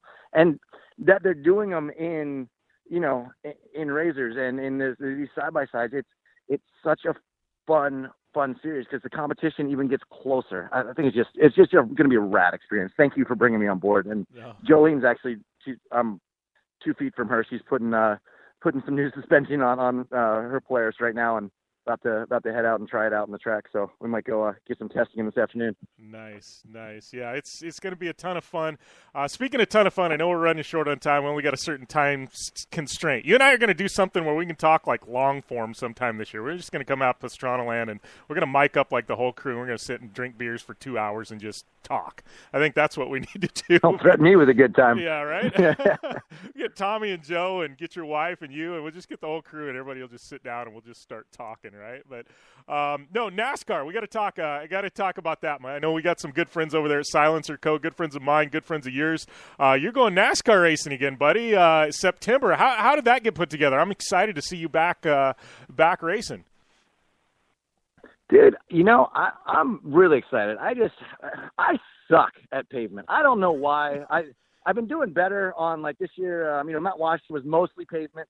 Obviously, it's more rally. You're jumping half the way up the hill and bouncing around. But I'm better with all-wheel drive. I'm just used to that kind of stuff. It's sequential shifting. But NASCAR, it's fun. It's really cool.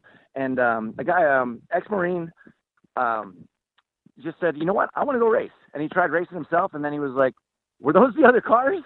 I'm like, oh, man. So Al Neese was like, all right, I'm going to put together a team.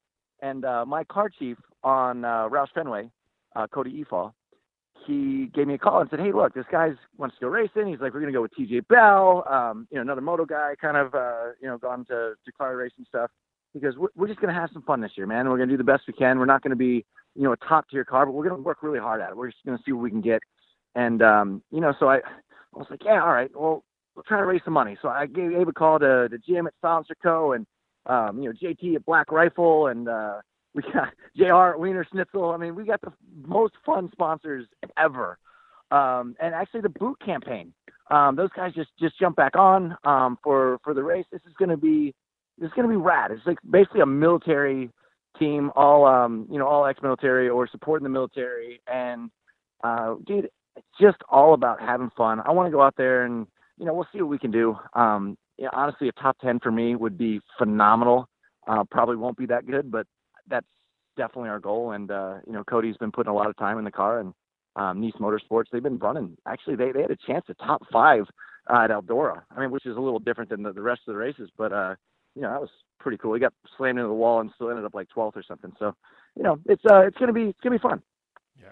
Well, how does, that, I mean, because you spent quite a bit of time in NASCAR, how does it transfer over when you do something like Mount Washington? I mean, is there any transition with the pavement and grip and things like that? Because Mount Washington's, there's a bit of rally influence where you're hanging it out around corners, even on the pavement and stuff. But is there stuff you can take from NASCAR world and transfer it over to like Mount Washington? Without a doubt. Honestly, my GRC racing got significantly better. After working with guys like Matt Crafton, even Logano helped out a lot. Like, Stenhouse was awesome. Like that whole world was so good to me. And I had to actually learn how to drive a car. We went back to, kind of the Rotax, like 100 cc's, just trying to figure out roll speed. Basically, not like motocross. Motocross, you come in hot, you slam on the brakes as hard as you can. You pick your lines. Lines are always changing. In NASCAR, you got to be perfect. And, man, we qualified pretty well. We had a pole 2 seconds, the third and the fifth and whatever in the year. I know we had like 30 races, but still, like, we were up near the front. But when these guys came in and made the adjustments to the vehicles, I came in, I'd be running, fifth or something, and like, man, it feels good. We go back out and literally, it was like Talladega Nights. I know I quoted it already, but with those the other cars, I'm like, what did they change? Like, what? It's frustrating when, 2/10 separates, 5th through 15th, and you got to be on it. So those guys, they're smart. They make good decisions. So it's a long race. It's tough. Yeah, definitely something completely out of my wheelhouse. But I always love that. I just look at what you're doing this year, and I mean, you've done between not Rally America, but ARA. You've done Mount Washington. Obviously, you're going to do some razor racing with me. You're doing NASCAR, man. You're just mixing in a ton of fun, and that's got to be pretty exciting at this point in your career, where you can just kind of go and be, as Vaughn Gittin Jr. says, just a professional fun haver, right? Without a doubt. And somehow I'm having the best year, of my career probably since 2011. I mean, we've won 3 events this year as far as the car stuff. We've been on the podium almost every single event that I've done, which is rare for me. Usually the guy that crashes out of it. So not to slow down to go faster, but I think just really focusing more on notes and kind of learning these sports from the ground up. When I first went into car racing, I just took it like motocross and just, pretty much giver. And with cars, as you know, there's a lot to it that's more than just driver. But it is the driver. It's the driver and the crew chief and the car chief and everyone working together and understanding what you need, because you can't lean further forward to get more wedge or weight on the front, or everything that you do on a motorcycle you can adjust.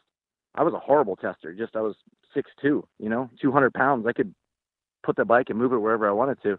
With a car, you can't move your body to adjust anything, and it has to be the team and your communication. So learned a lot, had a good year, had a lot of fun, but it's going to get more fun, and I cannot wait to go Vegas to Reno with you, sir. Yeah, no, it's going to be a ton of fun. I'm excited. Joe's becoming a heck of a wheel herself, and excited to get her back in the car. I think us three, I think we got a really, really good shot at podium this thing. If we can keep it together and get it to the finish and just start. But honestly, dude, it's gonna be fun. Yeah. There's gonna be somebody like Jolene she's so fast, but she's like, all right, let's just go. Let's get this thing to the end. And I'm in the same mentality. Like, we're gonna go hard, but we're not going to take big risks. But if we can have some fun and come in with the top 10 out of 50, and my first race in there, I'd be stoked. But definitely, if we're close in the end, whoever's that last driver better get it.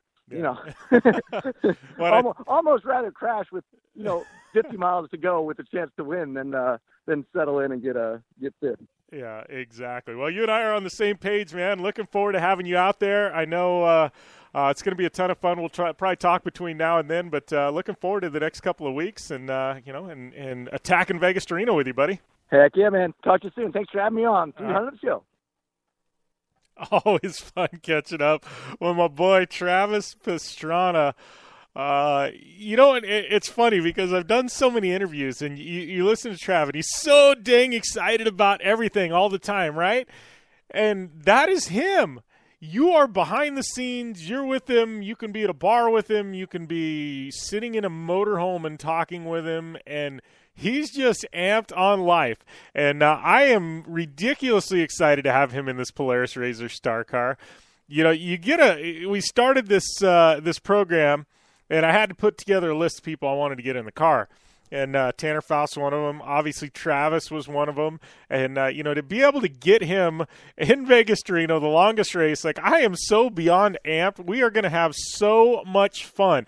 If you guys are out in Las Vegas next week for Vegas to Reno, Contingency Thursday, please stop by. It's at the Texas station, I think. Come by, check it out. Say hey to me. Say hey to Jolene. Say hey to Travis. I would love to hear from you fans. I will be doing live radio out there with General Tire from 10:30 to 11:30, interviewing Trav and that. But if you guys want to stop by, get an autograph, say what's up, we would love to have you. I love to see my listeners or hear my listeners and see my fans. So make sure to make your way out there. And, hey, man, you might get to meet Mr. Travis Pastrana. But we're going to take a short break here. And when we come back, man, we are just getting ramped up. We got Miss Courtney Force on the line here in just about 3 minutes. You want extreme performance, reliability, and the most fun you can have on four wheels? The Polaris RZR brings it to you. But you don't need to take my word for it. You can take theirs. I'm Tanner Faust, and I choose the Polaris RZR because it's the most fun you can have with a steering wheel. What's up? I'm Ronnie Renner, and I choose Polaris RZR because it's the sickest, most reliable side-by-side on the planet. What's up, everybody? Heavy D from Diesel Brothers. Listen, I'm on Team RZR because it's hands down the best piece of machinery on the planet.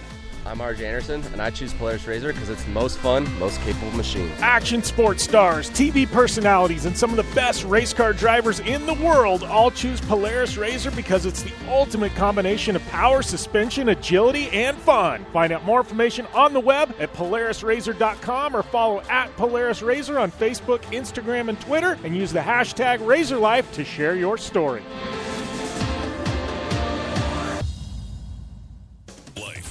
Sound, the sound of sports, the sound at the racetrack, and the sound of your vehicle. Don't drive around listening to this. Drive around listening to the sound of performance. Gibson Performance. Gibson Performance Exhaust is the company who can turn this into this. Remember that life is all about sound, and Gibson Exhaust is the sound of performance. Check out your next catback exhaust system, headers, muffler, or UTV exhaust at GibsonPerformance.com and get more power and more sound.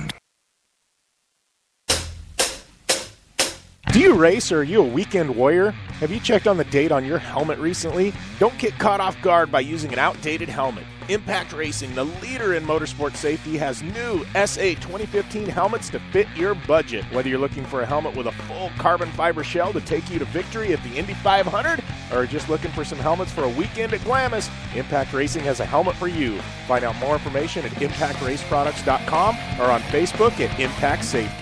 Since 1970, KC Highlights has been designing and manufacturing performance lighting for off-road and motorsports, beginning with the legendary Daylighter up until today's revolutionary Flex, Pod, and Pro 6 lighting systems. KC Highlights offers a full line of halogen, HID, and LED lighting solutions for your off-road vehicle. Looking for the best quality lighting? Looking for the brand champions choose? You're looking for KC Highlights. Find out more information at kchighlights.com or follow them on Facebook, Instagram, and Twitter at KC Highlights.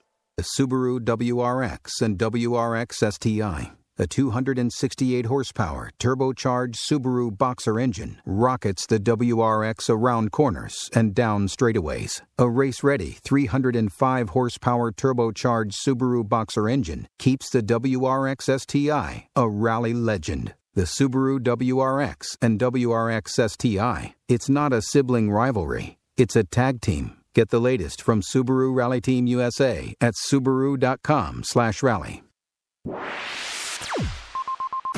You're listening to the Down and Dirty Radio Show, powered by Polaris Razor. All killer and no filler. Welcome back to the Down and Dirty Radio Show, powered by Polaris Razor. I'd like to welcome my next guest, one of the fastest women on the planet. I think it's safe to say that. But Courtney Force, welcome to the show. Hi, thank you for having me. Yeah, it's fun to have you back. I know I'm trying to think back. I actually had Graham on air about a month ago, but I think it's been like a little over a year since we did that interview with you guys where we sat you guys down and kind of talked. And, you know, it was one of those things, episode 300 is coming up. It's like a milestone episode, and I put it out there on social media. I'm like, you know, who do you guys want back that we've had in like the last 5-6 years of radio? And like it was unanimous. Like, we want Courtney Force. So, you know, it was like, all That's right. awesome. Yeah. Well, thank you. No, Good to be back on. Yeah, no, it's fun to have you. We got a lot to talk about. I know, I got to say, like, it was funny. And this is like back in June, I think it was.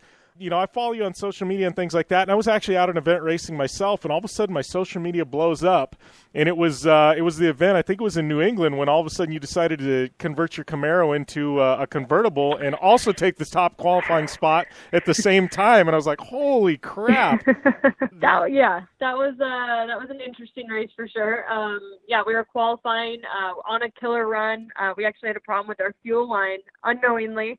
We had a hole that cut into it and started spewing some fuel out about half track on, and it leaned out when I went to shut the car off at the top end. Right as I'm going through the lights, you know, I hit my parachute lever, and as soon as I reach for that, the entire car just completely explodes in my face, and it turned into a convertible pretty quickly. And the car was completely destroyed. The entire body completely disappeared. So it was definitely an interesting one, to say the least. But we did get the number one qualifying spot, so it was still a great run for us. We had to pull out a spare car, get it ready to go, and headed back up there. But yeah, it was an interesting run. Obviously, we don't love when we have, you know, runs like that, but it still was a good one. So I guess it was worth it. Yeah, all worked out. Now, and I know you came out unscathed on that. I mean, you were smiling kind of after it, but does something like that going into a weekend, I mean, does it ever play into the back of your mind, or is it something where it's like, all right, I'm good, let's move on to the next car and get this one dialed in? No, yeah,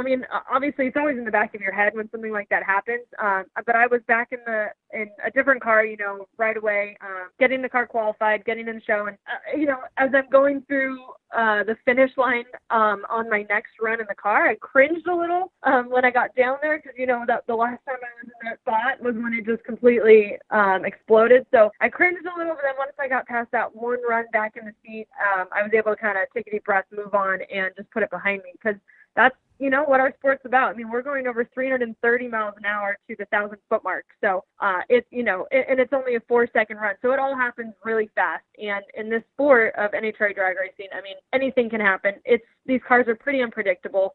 And, that's kind of something that you accept when you, get in the seat of one of these cars. So it was kind of nice to put it behind me. And, of course, I feel like when something crazy happens at the start of the weekend, you always end up having a really long race day. So I think we went to the final round, semis or final round, that same race. So it was pretty crazy, but it ended up being a pretty good weekend by the end of it. Yeah, I guess if something bad's going to happen, it's better to get it out of the way right at the beginning, and then just, and then you can worry about it. You're like, oh, we got nothing left but good to come after something like that, right? Exactly.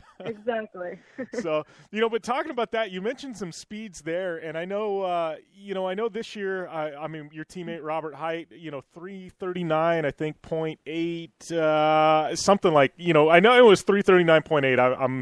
I can't remember quite, the exactuals on that one, if that's even a word. But no, I mean, the speed you guys are going now, it's insane. I mean, I remember years back when 300 was a massive deal. And, it's like 340 miles an hour, give or take. And I know you've done a 338, I think. I mean, that's just insane, yeah, Courtney. I have.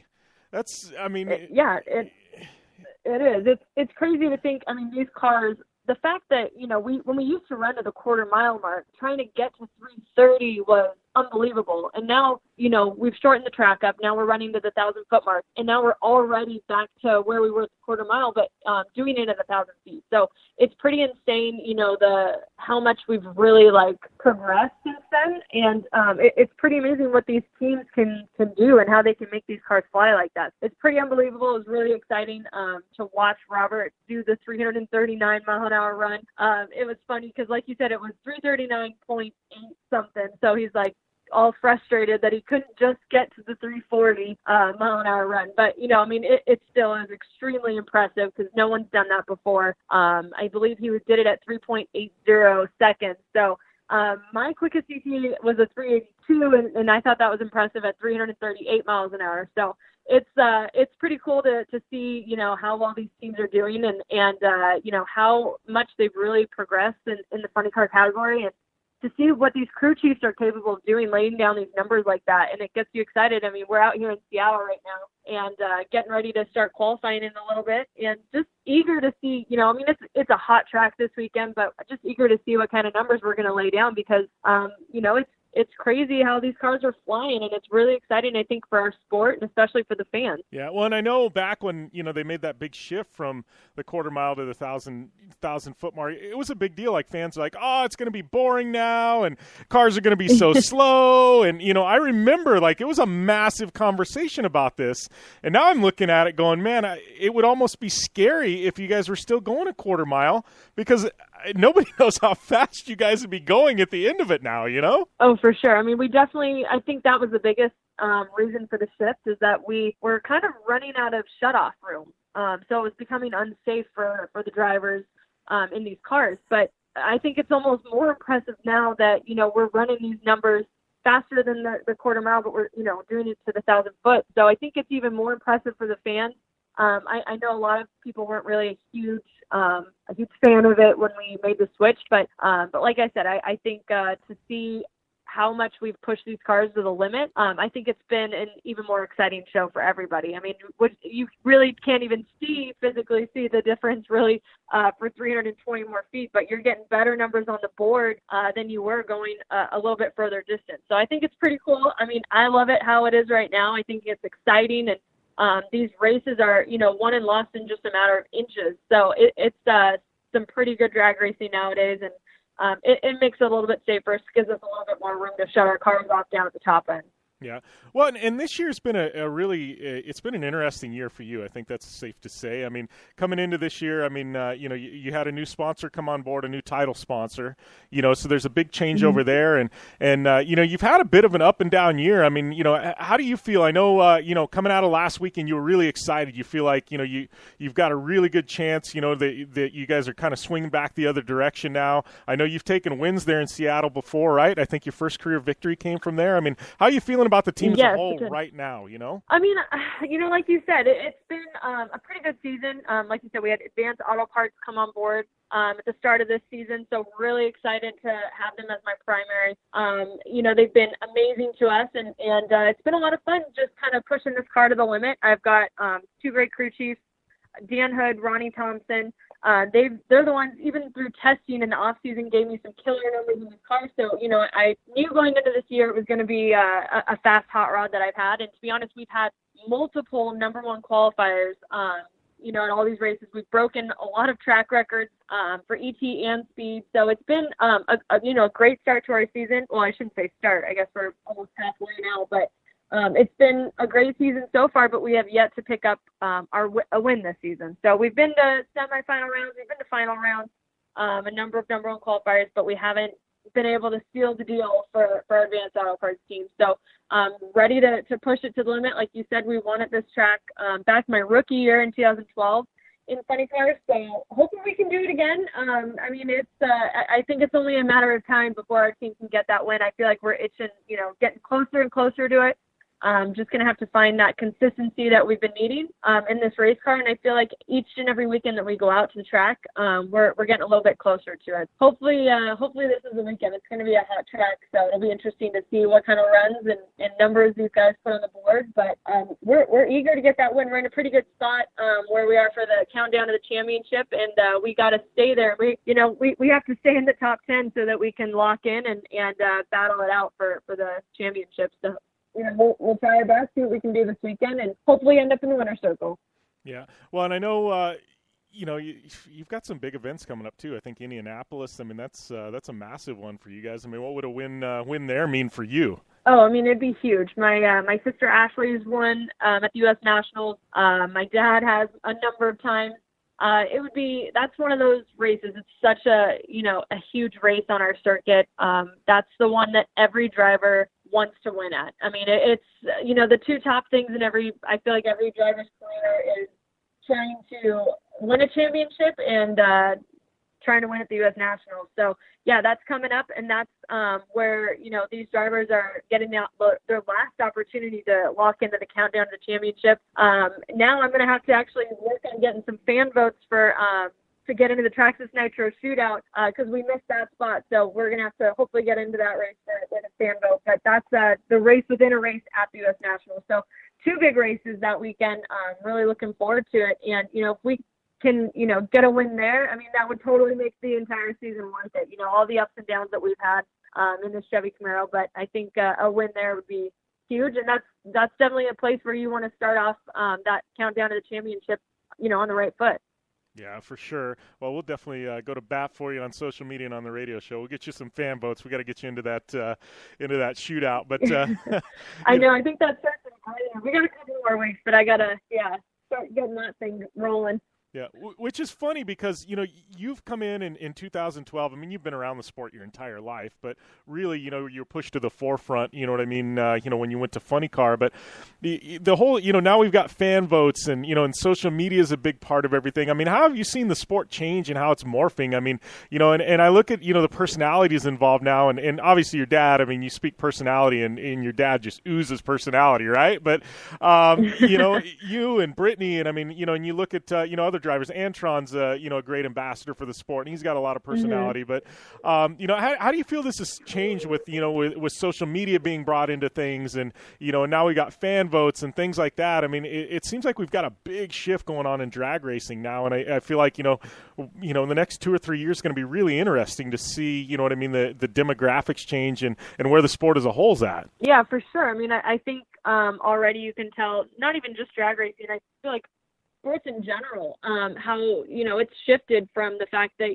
you can really have a big, I guess, really engaging with the fans through social media. I mean, you know, I don't think you used to really be able to do that 10, 20 years back, you know, and I think it's really cool that fans really get to have that, you know, and I don't know, just closeness with the drivers or with the whatever team that they're a fan of. And I think it's really cool that you can kind of use that as a platform to reach out to them and just kind of get everybody involved. I mean, it's really, I try to do live tweeting throughout the race.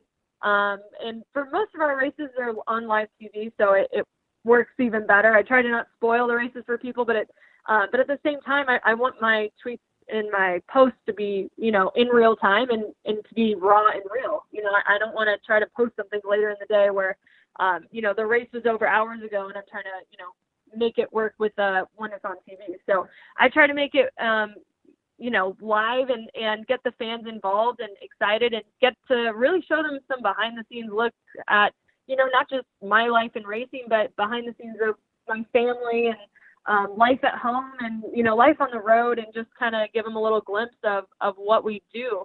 And I think that they like that. And like you said, there's a lot of great personalities in our sport. Like you mentioned, Antron Brown, he's amazing. I think he's on a new show now that's outside of racing, and it's really cool to just see the different personalities come to life through FS1 when they show NHRA drag racing on TV. And I think they're doing a pretty good job at, you know, really relaying how these drivers are outside of their cars as well. So it's kind of cool to give them a little behind-the-scenes glimpse on all my social media channels, because I do all my own tweeting, Instagram, Facebook. I do all of that on my own. So I have a lot of fun with it. I think it's cool to reach out and get the fans involved and you know, be able to talk to them and be, you know, a real person. So it's fun for me. Yeah, well, I think you do a good job of it, you know, and you can tell your social media is organic, you know, and you can tell when somebody's got somebody running their accounts and it's all, you know, corporatized, you know, and I feel like, yeah, you know, that's how you grow a fan base, though, is being like you, where it's organic and it's the real Courtney Force, you know, and it's not something that's made up and just kind of shoved out there. And we've got to take a short commercial break, but we'll be back to wrap things up with Courtney Force here on the Down and Dirty Radio Show, powered by Polaris Razor.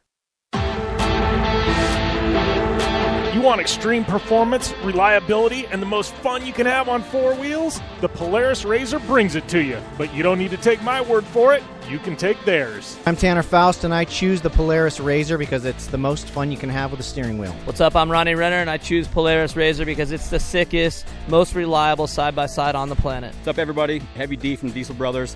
Listen, I'm on Team Razor because it's hands down the best piece of machinery on the planet.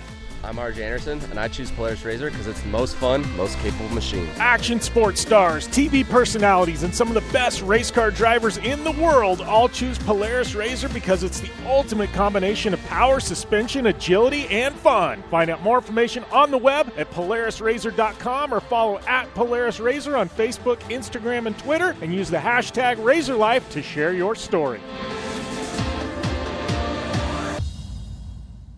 The Subaru WRX and WRX STI, a 268-horsepower, turbocharged Subaru Boxer engine, rockets the WRX around corners and down straightaways. A race-ready 305-horsepower turbocharged Subaru Boxer engine keeps the WRX STI a rally legend. The Subaru WRX and WRX STI, it's not a sibling rivalry, it's a tag team. Get the latest from Subaru Rally Team USA at Subaru.com/rally. Looking to have some fun on four wheels? Dirtfish Rally School has you covered, packing as much adrenaline and adventure as you can handle into high-performance all-wheel drive and rear-wheel drive Subaru rally cars is where the fun begins at Dirtfish. Just 30 minutes outside of Seattle in Snoqualmie, you'll get a chance to train up to 3 full days with some of the country's best instructors and be put through the high-octane rush of rally on mud, dirt, and tarmac. Get started today and call 425-888-7715 or visit us online at dirtfish.com and use code 911 for a 15% discount. Life is all about sound. The sound of sports. The sound at the racetrack. And the sound of your vehicle. Don't drive around listening to this. Drive around listening to the sound of performance. Gibson Performance. Gibson Performance Exhaust is the company who can turn this into this. Remember that life is all about sound, and Gibson Exhaust is the sound of performance. Check out your next catback exhaust system, headers, muffler, or UTV exhaust at GibsonPerformance.com and get more power and more sound. Your life demands a tire that provides durability, comfort, and performance, and that's what General Tire delivers for you. From the all-season grip of the Grabber UHP to the comfort and on-road manners of the Grabber HTS to the durability and off-road traction of the Grabber AT2, General has a tire that will help get you where you need to go. So let us take you on your next big adventure. Tweet us at General Tire, hashtag anywhere is possible, because with General Tire, anywhere is possible. Want the latest from Jim Beaver and Amy Hood? Follow at Jim Beaver 15 and at Amy Hood 71 on Facebook, Instagram, and Twitter.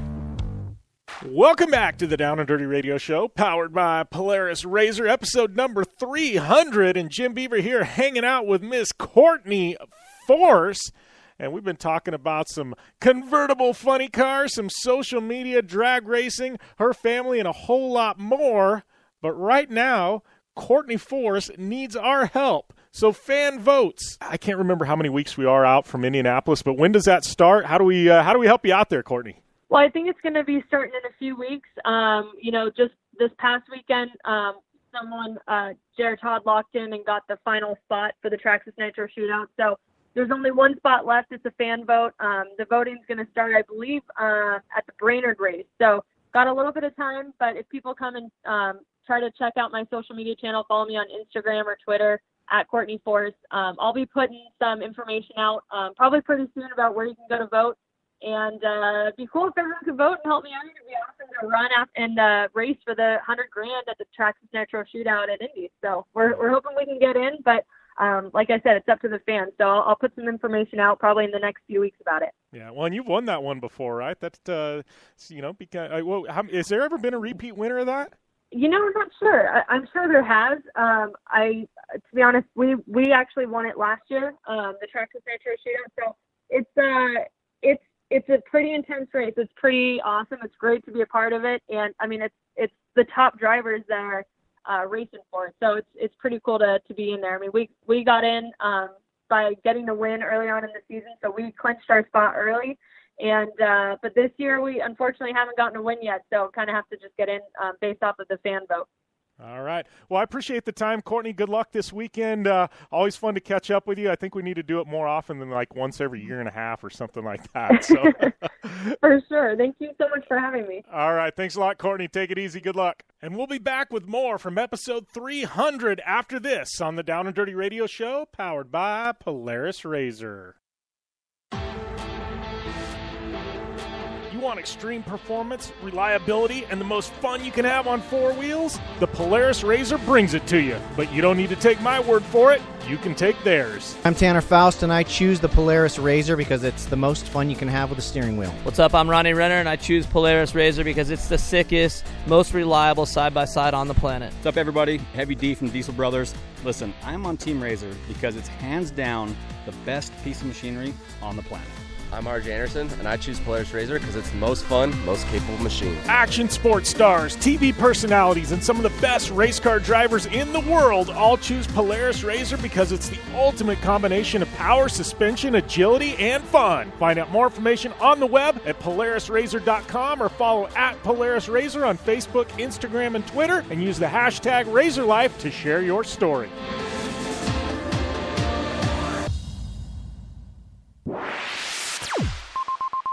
You're listening to the Down and Dirty Radio Show, powered by Polaris Razor.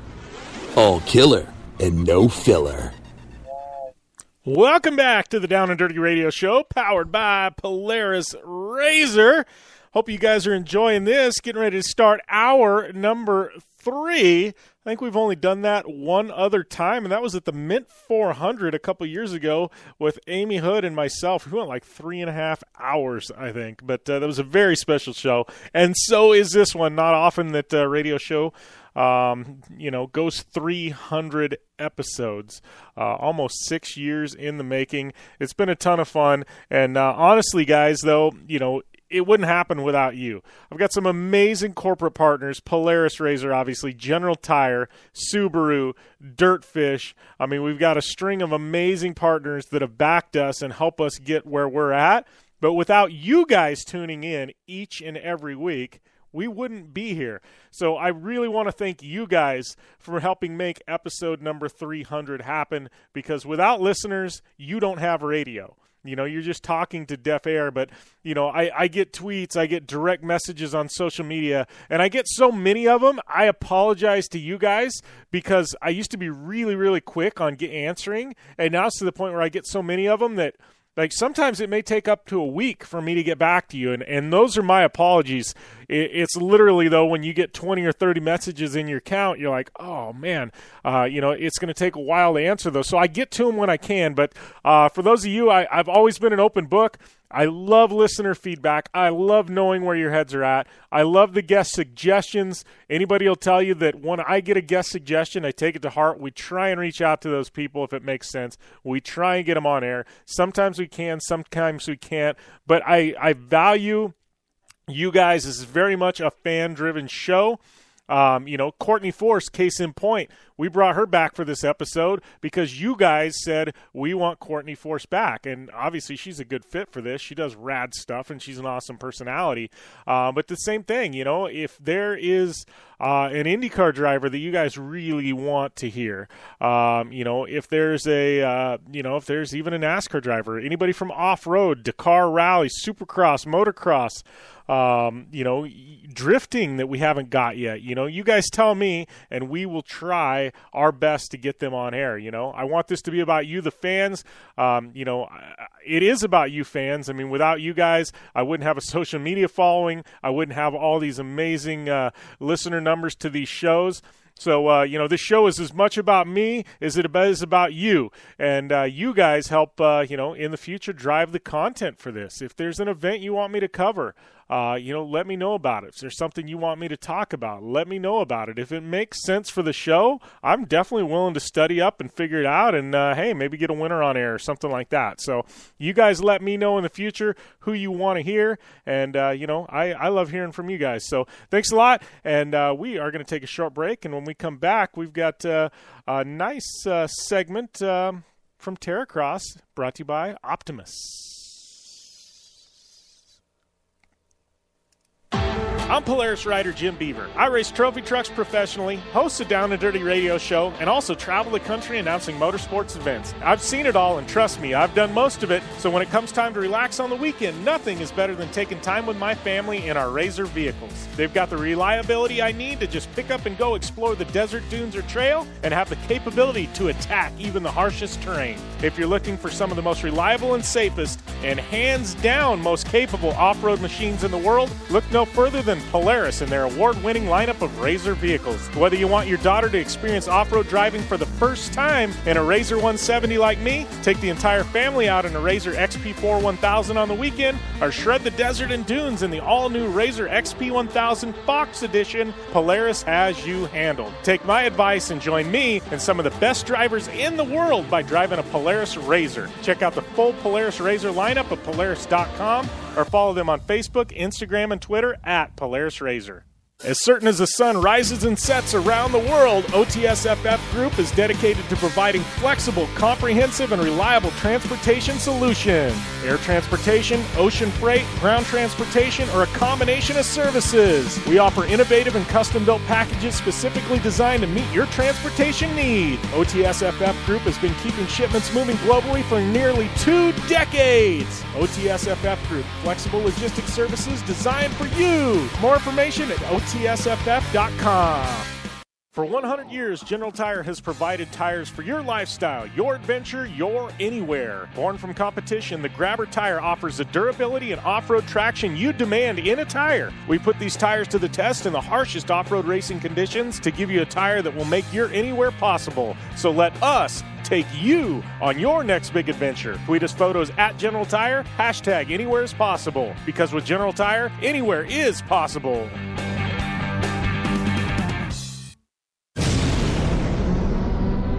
Thanks for tuning in to the Down and Dirty Radio Show, available live online, in syndication on networks across the U.S., and available internationally on the American Forces Network. Welcome back to the Down and Dirty Radio Show, powered by Polaris Razor. I'd like to welcome next to the line my good friend Joe Duncan. This is the Terracross Starts with Optimus segment, brought to you by our good friends at Optimus Starter, starting every Polaris Razor on the grid in the Terracross Championship, starting the Polaris Razor Star Car, starting my fleet of Razors. I don't know. Optimus starts just about every darn thing I own, Joe Duncan, except for maybe my lawnmower. So there you go. What's happening, my friend? How you doing, Jimmy Beaver? Congratulations on 300. Yeah, it's been a haul, Joe. But I don't know. You've been. I'm trying to think. You've been a good chunk of this.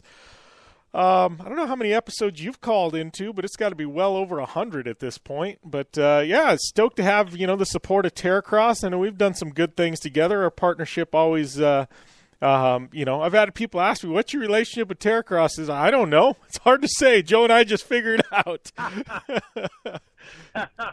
Well, we do a few things together. You race, which is obviously the starting point, and you do our CBS Sports Network television show, which we now are going to be doing that for another 3 years together. You do our announcing. We do interviews and social media together. We obviously do the radio show. You fill more spots in the pro women's class than anybody else. So yeah, we do a lot together. It's awesome. It's great relationship all the way through. That's selfish of me, though, because I figured if you don't have enough women to fill the grid, you're going to have to mix them in with the men. And that becomes a problem because I really don't want to race against Sarah Price and Shelby Anderson. So if I can keep that grid filled, I keep them over there, and I don't have to race against them, Joe. I think a lot of the other classes are happy that you keep that filled because they are some amazing racers. And can beat just about anybody, and showed it last year. Yeah, that was that shootout was the best idea I think you guys had. It was that was so much fun to watch and to call those races because those girls, they had a chip on their shoulder, and they really did. And I tell you what, they were fierce. It was so exciting to watch that. I mean, they didn't take any crap off of nobody, that's for sure. Made for a darn exciting segment of television, that's for sure. Yeah, it's only going to get better as these classes get fuller and more events, and as the future rolls out here, we got some pretty cool stuff lined up for 2018 and 2019.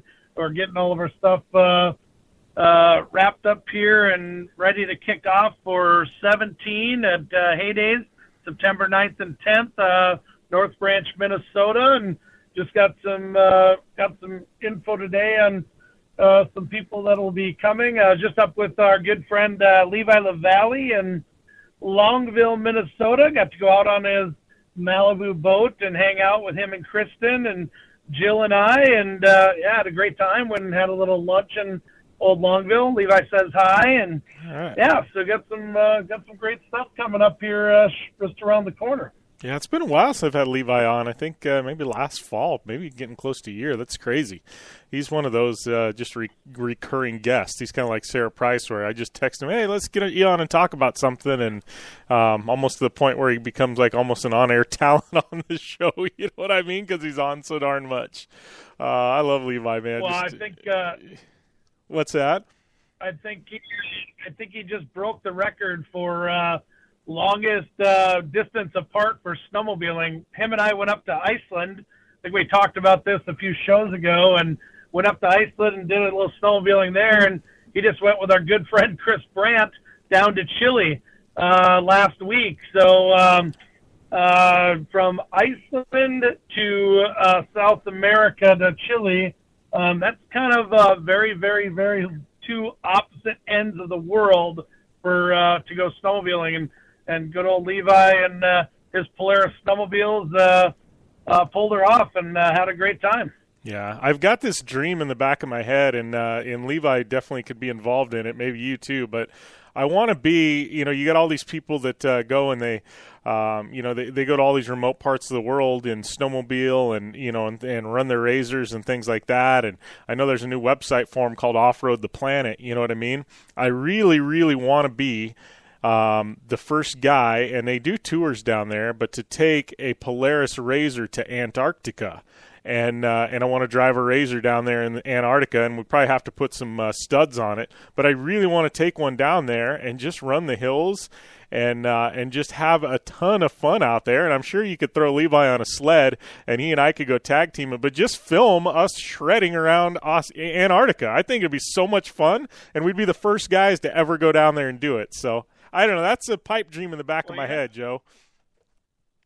Well, you know how great it is to run the Razors on the snow and ice and the hardpack ski hill snow, because we've done it with our winter Terracross, and what a blast that is, and then be able to go do it like some unique place like that. How cool would that be? Yeah, well, and it just makes it special because we'd be the first. So, and I shouldn't be saying this on radio because somebody will have the bright idea that actually has pockets, unlike me, and they'd be like, "Oh, that is a good idea. Let's go down there."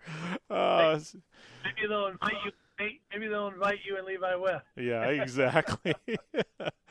So, yeah. So Heydays, man, we're right at about a month away from Heydays. I know I just started looking at flights, but yeah. I mean, tell us how's that event shaping up, Joe? Good. The nice thing is we've got a very similar course to last year. The area and the layout. We just had such a great event last year. We got a couple of little tweaks, but for the most part, the course was probably the best it's ever been out there. So we're not gonna mess with something that was so good. And then we got our freestyle show going to be kicked off there again with our sleds and our bikes and our quads.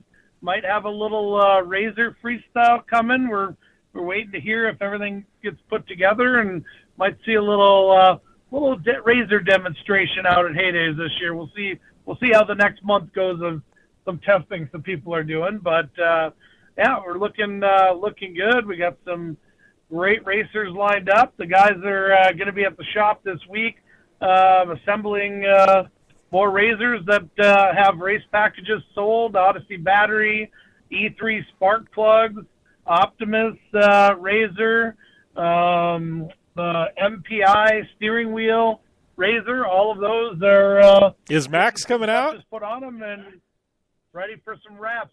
Max and I are supposed to talk next week, I believe, and find out if he's coming out or who we're going to put in the MPI Razor for this event.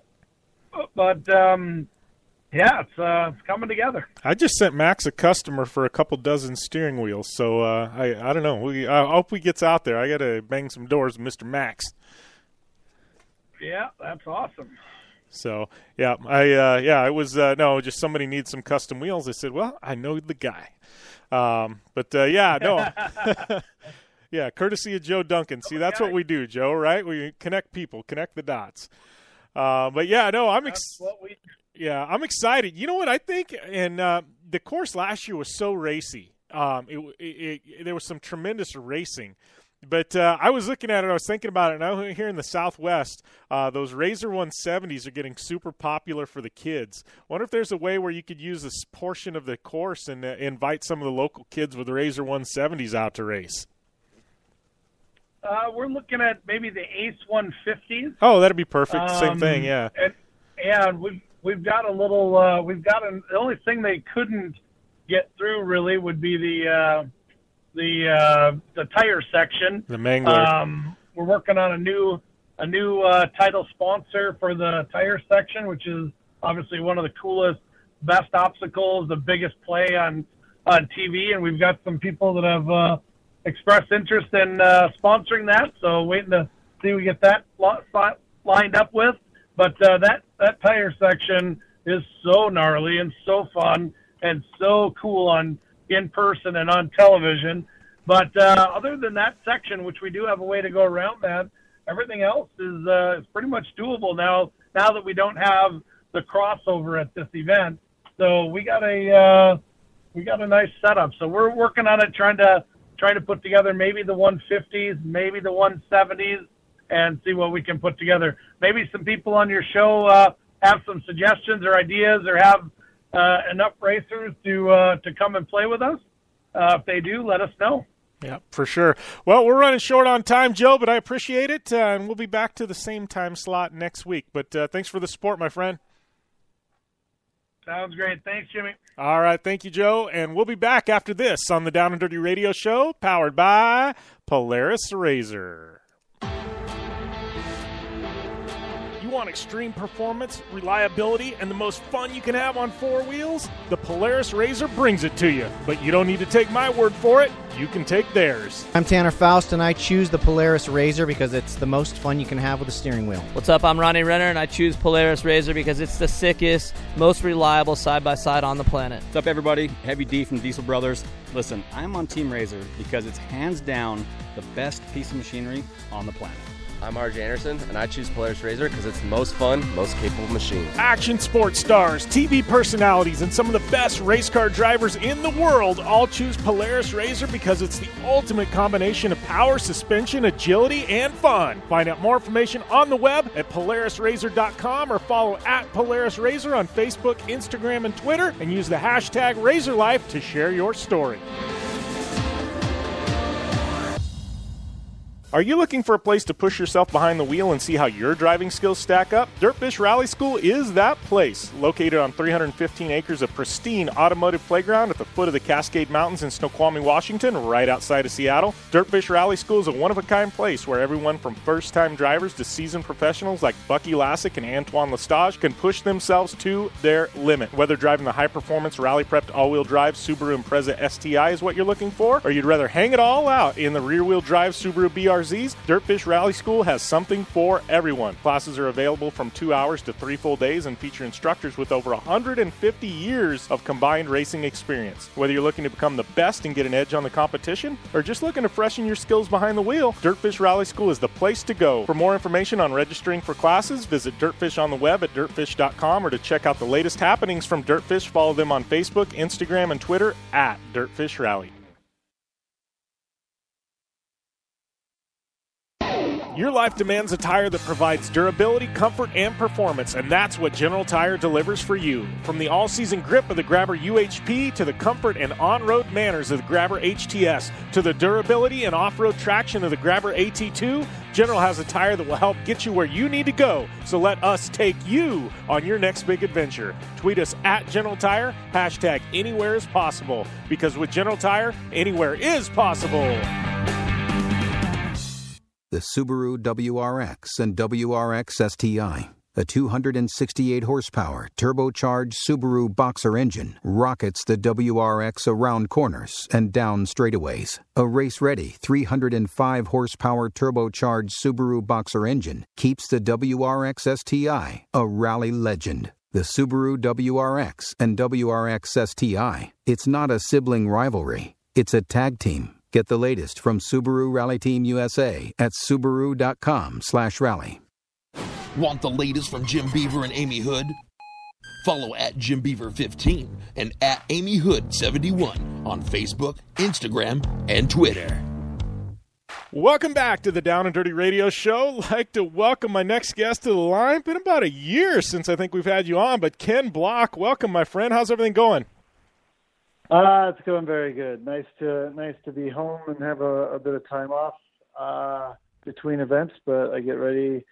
Just got done with a workout this morning, getting ready for World Rallycross in Canada this weekend up near Montreal. Yeah, we've got some stuff to talk about as far as World Rallycross go, but I got to say I've known you for 6-7 years now, and I've been around pretty much every vehicle of yours. Never been jealous of anything, but I'm jealous of your wife. This new Bronco you built her, out of everything in your garage, this is the one that caught me. I'm like, all right, I'm officially jealous of this, right? I got to tell you, that was one beautiful build you guys did. Yeah, and that's actually really funny. I mean, obviously my wife has really good taste, but it's been funny that we've had such good response from that Bronco, and it was quite a good build from one of the guys that Justin that's worked for us for a long time that does a bunch of our special projects like that. And he did a great job, and of course every old vehicle like that has its little problems, and that's usual, but overall the build's been very good, and it's been a lot of fun. So but yeah, it's funny how many comments and emails and stuff like that I've gotten from people about that one particular vehicle. Yeah, well, it's funny because you guys modernized it, but you kept with, I mean, it's still a Bronco. I think you can go overkill sometimes when people modernize older vehicles, but this one's true to the original Bronco. It's just some modern amenities, but dude, you guys knocked it out of the park. That was the one that it caught me, and I'm like, oh, this has officially got me a little bit jelly here. So, well, it is funny for me because, like, I raced a Fiesta for a long time. Now I race a Focus, and we build different projects along the way, old stuff, new stuff, and I'll have someone say, like Jason Ellis basically said to me, like when we made the Unicorn, he's like, finally a vehicle I can get behind. And I was like, well, what do you mean? He's like, well, I can't like a Fiesta, but I can like a Mustang. It's just funny. Everybody's got their own tastes. Everybody's got their own preferences. There's certain people that just love muscle cars, or there's people that love hot hatches, or love the sound of a turbocharged, 4-cylinder, or that just love an old basic V8, So I every time that we do something like this, I'm just surprised who comes out of the woodworking comments about, different aspects of these different projects. So it's cool for me to see the response that we've had from, from that vehicle. And the funny thing is, like, we've been planning these couple of vehicles for Lucy for a while, including, the turbocharged R2 that, when we go back to doing some stage rides here within the next year, that she can go out and race with me, it's just a national level rally. But it's funny, got zero comments about this very cool Fiesta R2 that's one of the best grassroots, rally cars in the entire world. And we bought one for my wife so that she can go do that. But no one cares about that. No one cares about my wife racing. All they care about is the Bronco. Yeah, I guess you should have did the rally car announcement like a week before the Bronco. That way we would have got a little pop towards the rally car. I don't know. Oh man! Yeah. But I guess that's key right there, though. You said stage rally, man. That sometime in the next year you guys are talking about going back to that. That's pretty exciting for me to hear that because it's been a couple of years. I think New England Forest Rally a couple of years ago maybe was the last time you guys were out on the stages. Yeah, stage rally is what I started in. That's what I absolutely love. I genuinely love rallycross and Gymkhana, but the mileage that you get in the car on stage rally, you just can't beat that. So I want to go back to doing some of that in the next couple of years, and wanted to try and get in a rally this year, but we just ended up not having time. So I'm trying to look at next year's calendar already and plan a few things in. But I wouldn't mind doing a rally or two here in the States. Really would like to go back to New Zealand and do a couple rallies, and I've always wanted to do various different rallies around the world, from Finland to Ireland and Africa. So, I'm just trying to prioritize that stuff in the next couple of years and start doing it. And that's why I got the R2 for Lucy, so that, as soon as we're ready to start doing that stuff, that she's got her car that she can go do it with me. Yeah, well, and I know you and I don't know when it was, one of our conversations we were talking, and you said you didn't know if you were going to go, like when you come back to rally, you didn't know if you were going to build like just a rad vintage rally car, or if you were going to go, full open class, like you've been before. I mean, because costs are escalating so much in stage rally to run up at the top, I mean, obviously there's always the R5 platform out there and things like that, but, I know it's still early in the game, but any idea which direction you guys might head? I don't really know as of yet. It's still a discussion point. I would love to do some stuff here in the States, but the rules, I can't buy, one of the great Ford rally cars that they race all over the world. I can't buy one and just race it here in America because, like, say, the R5 class, which is the top class below the WRC class around the world, and there's just none of them here in the States, and it isn't the top class here in the States because we have the open class here and ARA and Rally America. So really until they figure out how to build a Subaru that fits into these great classifications that Ford has a bunch of cars built to M Sport for, and then it just doesn't make sense. So that's why I'm looking at doing stuff potentially in Ireland and Finland and in New Zealand and stuff like that, that maybe I'll go do some stuff for fun here in the States. But until there's really a class that makes sense here in the States, I'm just not going to run a full championship. So it's really quite unfortunate. I'm really bummed about that, but it is what it is. And, I want to race stage rally and have fun doing it, but it's got to be also an even feel as far as competitiveness goes. And unfortunately, that's just a part of racing, and I'll go where it makes the most sense. Yeah. Well, and talking about making the most sense, I know you guys have been in, running World RX the past couple of seasons. How has that transition been for you? Because, I look at Red Bull Global Rallycross when you guys were racing in GRC, and you were at the top of the heap. You were the team to beat, and I look at, a bunch of different things, and as far as I'm concerned, you're a two-time champion in GRC, whether you've got the trophies on the case or not. For multiple reasons, it didn't end up happening, but you've won a lot of races there, and if you would have kept at it, you'd probably be right in there as one of the winningest drivers ever in that series, but how was the transition to RX? Because that was basically rebuilding an entire program over on the other side of the pond, right? How was that transition for you guys? Well, the transition's actually been very good. And the series is great. Most of the tracks are really great, and a couple of the tracks are some of the best tracks in the world. So I've enjoyed that element of it. Unfortunately, I went from a car that I could win events with the Fiesta, to a brand new platform with the Focus. And it just is a completely different car than what I had before. And I've just struggled with it. So it's really unfortunate that I'm going to race and try and challenge for a world title and do it at a factory level. But I just, haven't been that comfortable with the car. And it is what it is. That's motorsport racing. And luckily we've had Andreas there that the car has suited him much better than me, and he's been able to perform with it. And he's made my team look a lot better than I think that we actually have been. But, like I said, that's racing. Unfortunately, these things happen. Ford has put in a tremendous effort, and I think that, they tried some new ideas and tried some new things, and some of them have worked, and other things just have not worked out as good as we had liked. And, we've continued to make improvements with the chassis and everything we're doing, but the process has just taken longer than I would have liked. Yeah, well, it's got to be pretty exciting for you. Because you're a rally purist. You've said you're a stage rally guy. I know you went and ran WRC for a couple of years with your own team, but it's got to be pretty exciting for you. You got guys like Petter Solberg and Sebastian Loeb. You've got the best rally drivers on the planet all there in World Rallycross. It's got to be pretty exciting for you to be banging doors with with these guys that I know you consider friends, but they're also the level of competition there in RX is just insane. Yeah, well, if you actually look at World RX compared to everything else in the world of motorsports today, I think it is one of the most exciting series there is, and the format and the way that it runs, over 2 days with a bunch of small races that build up to semifinals and finals. It's one of the best ways to watch something as opposed to watching like just a big 3-hour long, marathon race. So I think that they do a really great job with World RX.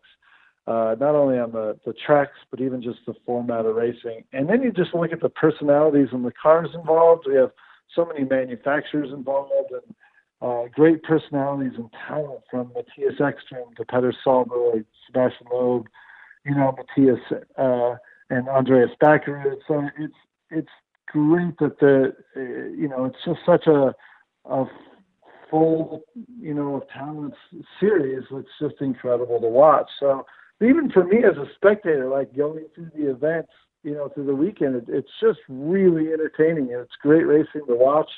Whenever the qualifiers are going on, we're, in the grid watching on TV or watching it live. And as soon as I get back on the track, like if Andreas is in the qualifier right after me, I rush to get inside our trailer to watch it on the the live feed. So I think it's great. I think it's one of those eras, though, that, you know, who knows how much longer Loeb and Cutter are going to race, and you know, Matthias and all these different guys. So it's a great time to watch right now. You're seeing some of the most talented drivers in the world, and some of the biggest guys with, you know, legendary history, you know, to their careers all together. So I think it's just really cool at this moment in time watching that. And we'll be back after this with more Ken Block here on episode number 300 of the Down and Dirty Radio Show, powered by Polaris Razor. I'm Polaris rider Jim Beaver. I race trophy trucks professionally, host a Down and Dirty Radio Show, and also travel the country announcing motorsports events. I've seen it all, and trust me, I've done most of it, so when it comes time to relax on the weekend, nothing is better than taking time with my family in our Razor vehicles. They've got the reliability I need to just pick up and go explore the desert, dunes, or trail, and have the capability to attack even the harshest terrain. If you're looking for some of the most reliable and safest, and hands down most capable off-road machines in the world, look no further than Polaris and their award-winning lineup of Razor vehicles. Whether you want your daughter to experience off-road driving for the first time in a Razor 170 like me, take the entire family out in a Razor XP4 1000 on the weekend, or shred the desert and dunes in the all-new Razor XP 1000 Fox Edition, Polaris has you handled. Take my advice and join me and some of the best drivers in the world by driving a Polaris Razor. Check out the full Polaris Razor lineup at Polaris.com, or follow them on Facebook, Instagram, and Twitter at Polaris Razor. Life is all about sound, the sound of sports, the sound at the racetrack, and the sound of your vehicle. Don't drive around listening to this. Drive around listening to the sound of performance. Gibson Performance. Gibson Performance Exhaust is the company who can turn this into this. Remember that life is all about sound, and Gibson Exhaust is the sound of performance. Check out your next catback exhaust system, headers, muffler, or UTV exhaust at GibsonPerformance.com and get more power and more sound. For 100 years, General Tire has provided tires for your lifestyle, your adventure, your anywhere. Born from competition, the Grabber tire offers the durability and off-road traction you demand in a tire. We put these tires to the test in the harshest off-road racing conditions to give you a tire that will make your anywhere possible. So let us take you on your next big adventure. Tweet us photos at General Tire, hashtag anywhere is possible. Because with General Tire, anywhere is possible. Since 1970, KC Highlights has been designing and manufacturing performance lighting for off-road and motorsports, beginning with the legendary Daylighter up until today's revolutionary Flex, Pod, and Pro 6 lighting systems. KC Highlights offers a full line of halogen, HID, and LED lighting solutions for your off-road vehicle. Looking for the best quality lighting? Looking for the brand champions choose? You're looking for KC Highlights. Find out more information at kchighlights.com or follow them on Facebook, Instagram, and Twitter at KC Highlights. The Subaru WRX and WRX STI, a 268 horsepower turbocharged Subaru Boxer engine, rockets the WRX around corners and down straightaways. A race-ready 305 horsepower turbocharged Subaru Boxer engine keeps the WRX STI a rally legend. The Subaru WRX and WRX STI, it's not a sibling rivalry, it's a tag team. Get the latest from Subaru Rally Team USA at Subaru.com/rally. Like what you hear? Catch all the back episodes of the Down and Dirty Radio Show on Apple Podcast, and be sure to rate, review, and subscribe. Welcome back to episode number 300 of the Down and Dirty Radio Show, powered by Polaris Razor. Right now, we've got my good friend Ken Block on the line. So, Ken, obviously you're well-known globally. You're one of the few guys that are, you know, I would say, especially in the rally space, that you can go anywhere in the world and be recognized. I'd say Travis is another one of those guys, and obviously he hasn't done the stuff, you know, in Europe that you have, but just because of his name. But, I mean, you know, RX doesn't have a round in the United States, but you do have a round in Canada. I mean, and obviously that's coming up this weekend. I mean, how is that for you? Is this kind of like you feel like that's kind of your home round here in North America? I mean, do we get some fans from the United States to make the jump across the border to come and cheer you guys on? You know, it's funny going up there to you know, that particular race in Canada. I don't consider it my home event. My home event would have to be somewhere in the States on a track I've seen a bunch, and fans that, know me and are just more connected in an American way. I mean, I enjoy Canada. I've always loved going to Canada. I've raced a bunch in Canada. I've won races in Canada. But you go there, Canadians are different from us, and especially in that area, there's a lot of French that's spoken. So it does not feel like North America sometimes when I'm up there. But the best thing for me is I don't actually have to change my, sleep time 8 hours and have jet lag. So that's what I enjoy the most about going up there to this particular race. Yeah, I know you, and that's funny you talk about that because I was just, I've got a friend that's over in Europe right now, and he and I were talking back and forth, and the texts are like 10-hour delayed, so I'm basically sending one when I get up, and, it's like that. But I know at one point you were telling me, to get ready to go to Europe, you start getting up at like 1 or 2 in the morning just to try and train your body, even though you're there in Park City, just to train your body so it's not, that big jet lag, and, that's got to be, an interesting process for you and your body just to make that jump over there. How much lead time do you give yourself before an event? You're over there at least a week in advance, right? No, I mean, sometimes I arrive the day before. It's just such a busy schedule. And, I have 3, great young kids and a wife that I got to try and spend as much time with them as I can. So, jet lag is what it is, and I do the best that I can, but I know that I can get in the car and be ready most of the time. Now, when you're talking about the week in advance, that was really when I was doing WRC, and those races, having to hear the notes for 3 days straight, having to write notes for 2 days, all that stuff. That's why I really needed to be over there and have my time completely changed over, and that was really taxing. So, with World RX, it's just a lot sort of. I don't want to make it sound easy, but definitely compared to the WRC. The qualifiers are much easier than, say, 2 full days, 10 hours a day in a car doing, recce and doing all the pace notes. So it's definitely one of the things that I liked about going to World RX compared to WRC is it just is a little bit easier on the family life. Yeah. Well, speaking of family life, I know there's something you guys have been able to do as a family, and I wanted to kind of touch base on it a bit because it's something I'm highly involved in. But I know in the past year or two, you've really jumped into the UTV space, and you've had some pretty amazing builds going on. And I know there's some stuff you posted. I know with me, I can take my wife, and my daughter's got a little Polaris Razor 170, and it's something we can do as a family. But I know you've really got into the UTV space. How'd that happen? And it looks like you're enjoying it, man. You've got them street legal there in Park City. You're using them as your grocery getter and taking the mountain bikes up the hill. And how's the UTV industry? How what caused you to jump in with both feet into the UTV side of things? Well, the funny thing for me is actually a couple of years ago I didn't like UTV.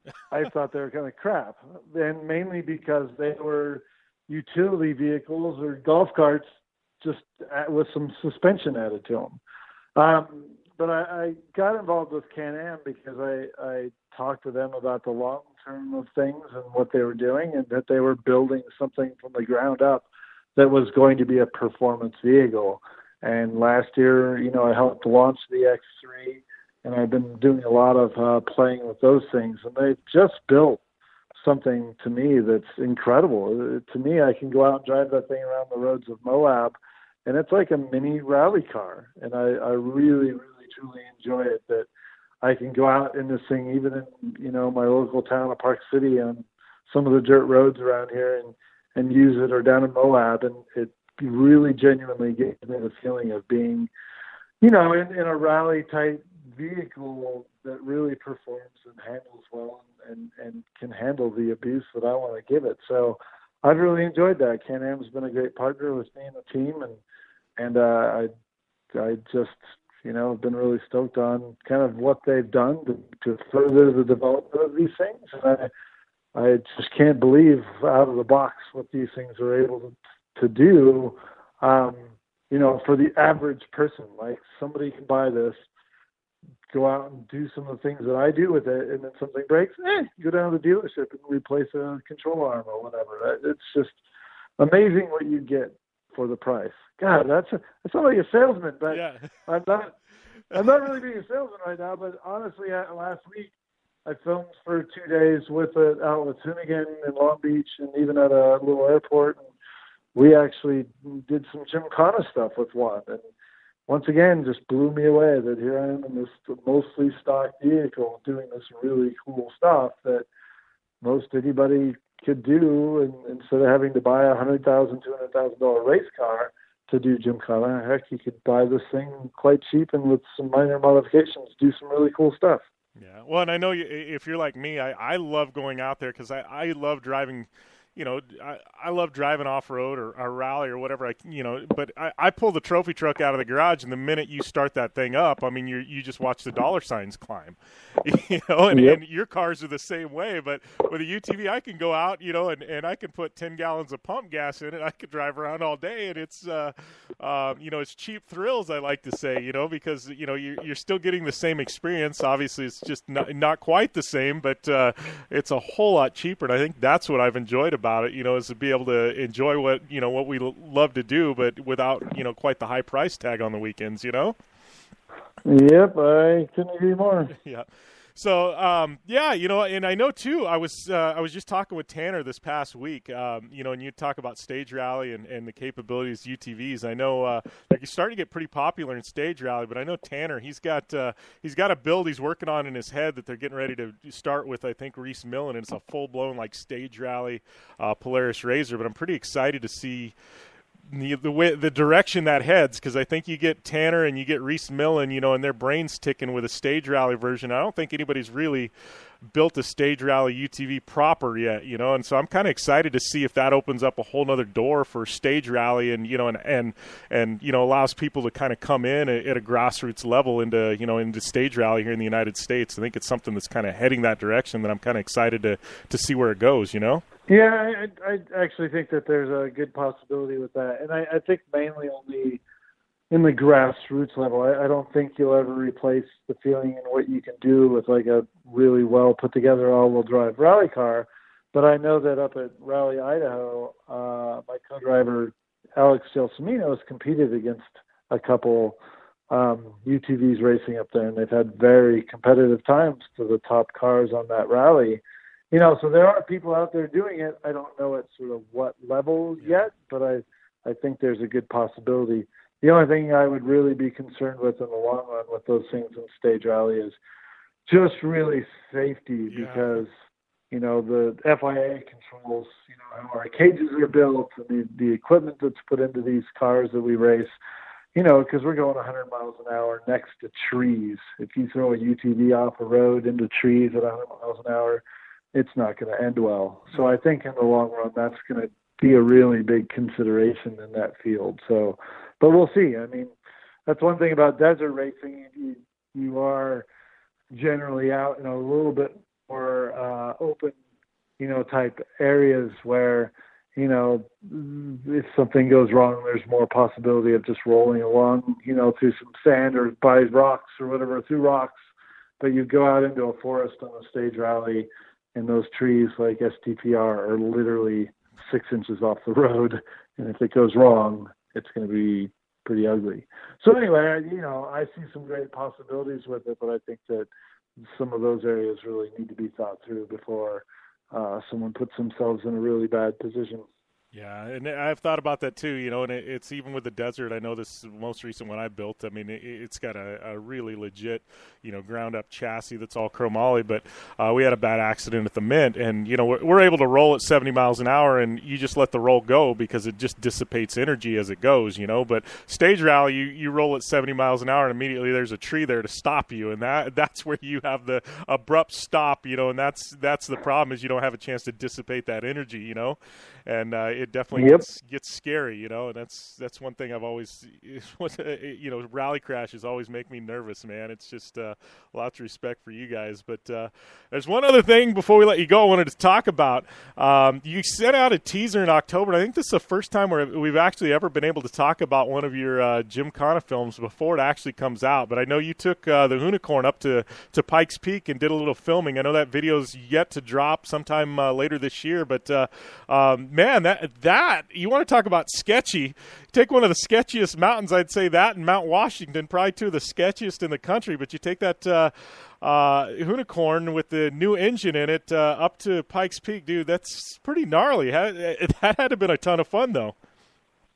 Yeah, the biggest thing about that is we put the twin turbos on the unicorn and turned it up to 1,400 horsepower, and it is literally just frightening. Like I don't say that very often about vehicles, and and it's one thing to put 1,400 horsepower behind a car that's just going to do a drag strip, no big deal, right? But if you're putting 1,400 horsepower between an all-wheel drive rally style setup and trying to slide a road, up a mountain with big drop-offs, yes, that is scary. So, yeah, I feel like that car's just trying to kill me anyway, and then we're going to do a project, in one of the most dramatic hill climbs in the world.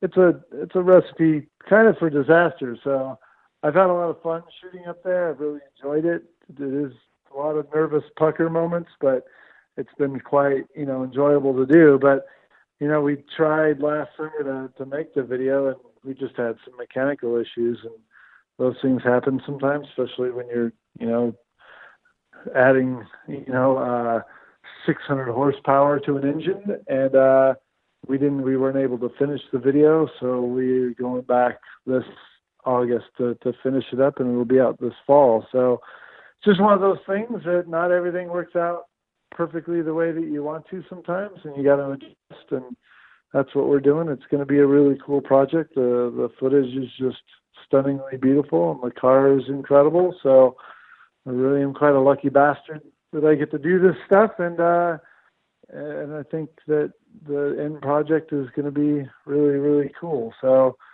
yeah, I'm looking forward to getting that done and putting that out this fall. Yeah, well, and that's one thing I've always liked, and we talked about it in the past, but I love the direction you've gone with it, because I think everybody at first was thinking it was just going to be a yearly thing. Now we're going to have a Gymkhana every year, and you've taken the stance where it's quality over quantity, and if it's not ready to put out, or you don't have a really good idea or vision for something, you're not going to rush something and put it out. It's all about the innovation and doing something dramatic, and and I think it's one of those things. Me as a fan of the series and a fan of you, I think I'd rather see you wait a year and put out something that's spectacular than than rush it at the end of last year and splice something together just to have something out there on the internet, Yep. Well, thanks. I appreciate that. And we try and keep our standards very high. And, with everything Hoonigan and I do, it's really about, being creative and entertaining the fans, and everyone seems to really enjoy that. So we try and make sure that we do everything the best that we possibly can. And like you said, rather put out the quality over the quantity, especially with something like this. We really would rather take our time and get it done right, because really I only have one shot at doing something on an epic mountain like Pikes Peak, and and we want to make sure that when it comes out that it sets the right standard that we're accustomed to, and if not, then why bother? Yeah, I agree. Well, thanks a lot for the time, Ken. I appreciate it, man. Good luck up there in Canada, and definitely be tuned into the live stream and pulling for you guys. All right. Well, thanks a lot. Good talking to you, and hope the rest of the show is great, and hope you're everything that you're doing continues on upwards and bigger and better. And we'll be back after this break on the Down and Dirty Radio Show, powered by Polaris Razor. You want extreme performance, reliability, and the most fun you can have on four wheels? The Polaris Razor brings it to you. But you don't need to take my word for it. You can take theirs. I'm Tanner Faust, and I choose the Polaris Razor because it's the most fun you can have with a steering wheel. What's up? I'm Ronnie Renner, and I choose Polaris Razor because it's the sickest, most reliable side-by-side on the planet. What's up, everybody? Heavy D from Diesel Brothers. Listen, I'm on Team Razor because it's hands down the best piece of machinery on the planet. I'm RJ Anderson, and I choose Polaris Razor because it's the most fun, most capable machine. Action sports stars, TV personalities, and some of the best race car drivers in the world all choose Polaris Razor because it's the ultimate combination of power, suspension, agility, and fun. Find out more information on the web at PolarisRazor.com or follow at Polaris Razor on Facebook, Instagram, and Twitter, and use the hashtag RazorLife to share your story.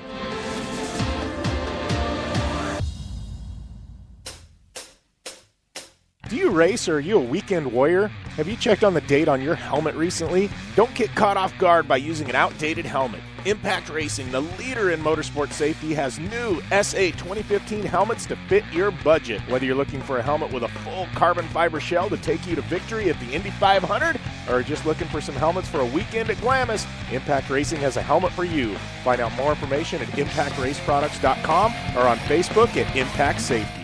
For 100 years, General Tire has provided tires for your lifestyle, your adventure, your anywhere. Born from competition, the Grabber tire offers the durability and off-road traction you demand in a tire. We put these tires to the test in the harshest off-road racing conditions to give you a tire that will make your anywhere possible. So let us take you on your next big adventure. Tweet us photos at General Tire, hashtag anywhere is possible. Because with General Tire, anywhere is possible.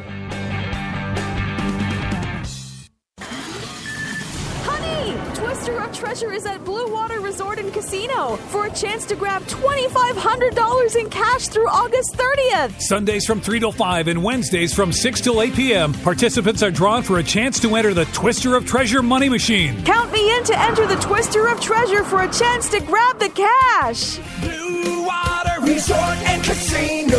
Right on the water, right on the money.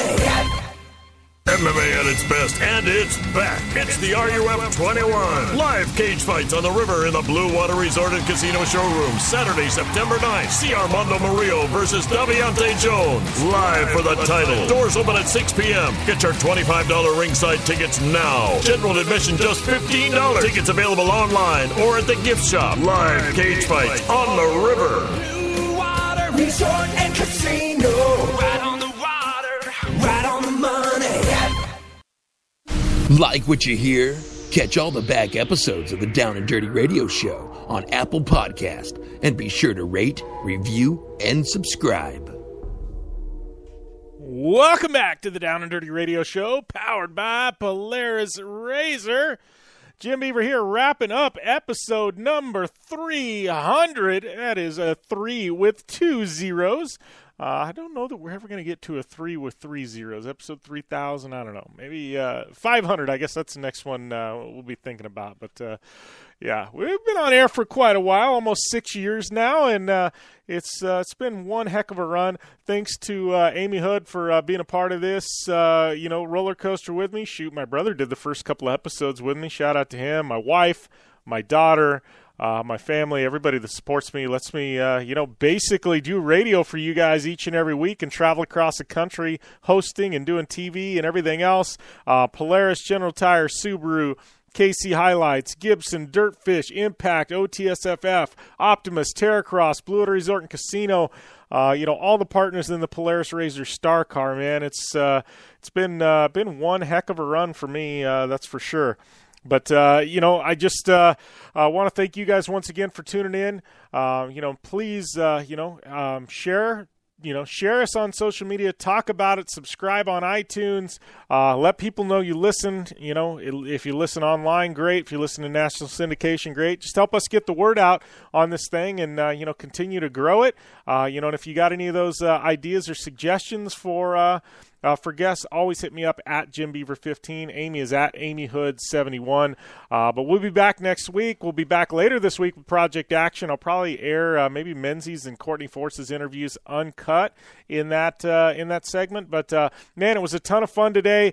Thanks to all of you guys for tuning in. And don't forget, Vegas to Reno next week. Star Cars in action with Pastrana and Van Vliet and me. We're going to have multiple TV crews following us. But I will be doing a live radio show with General Tire from Contingency, so stay tuned to my social media for more details on that. Have fun. Share this episode. Please get the word out on it. Thanks.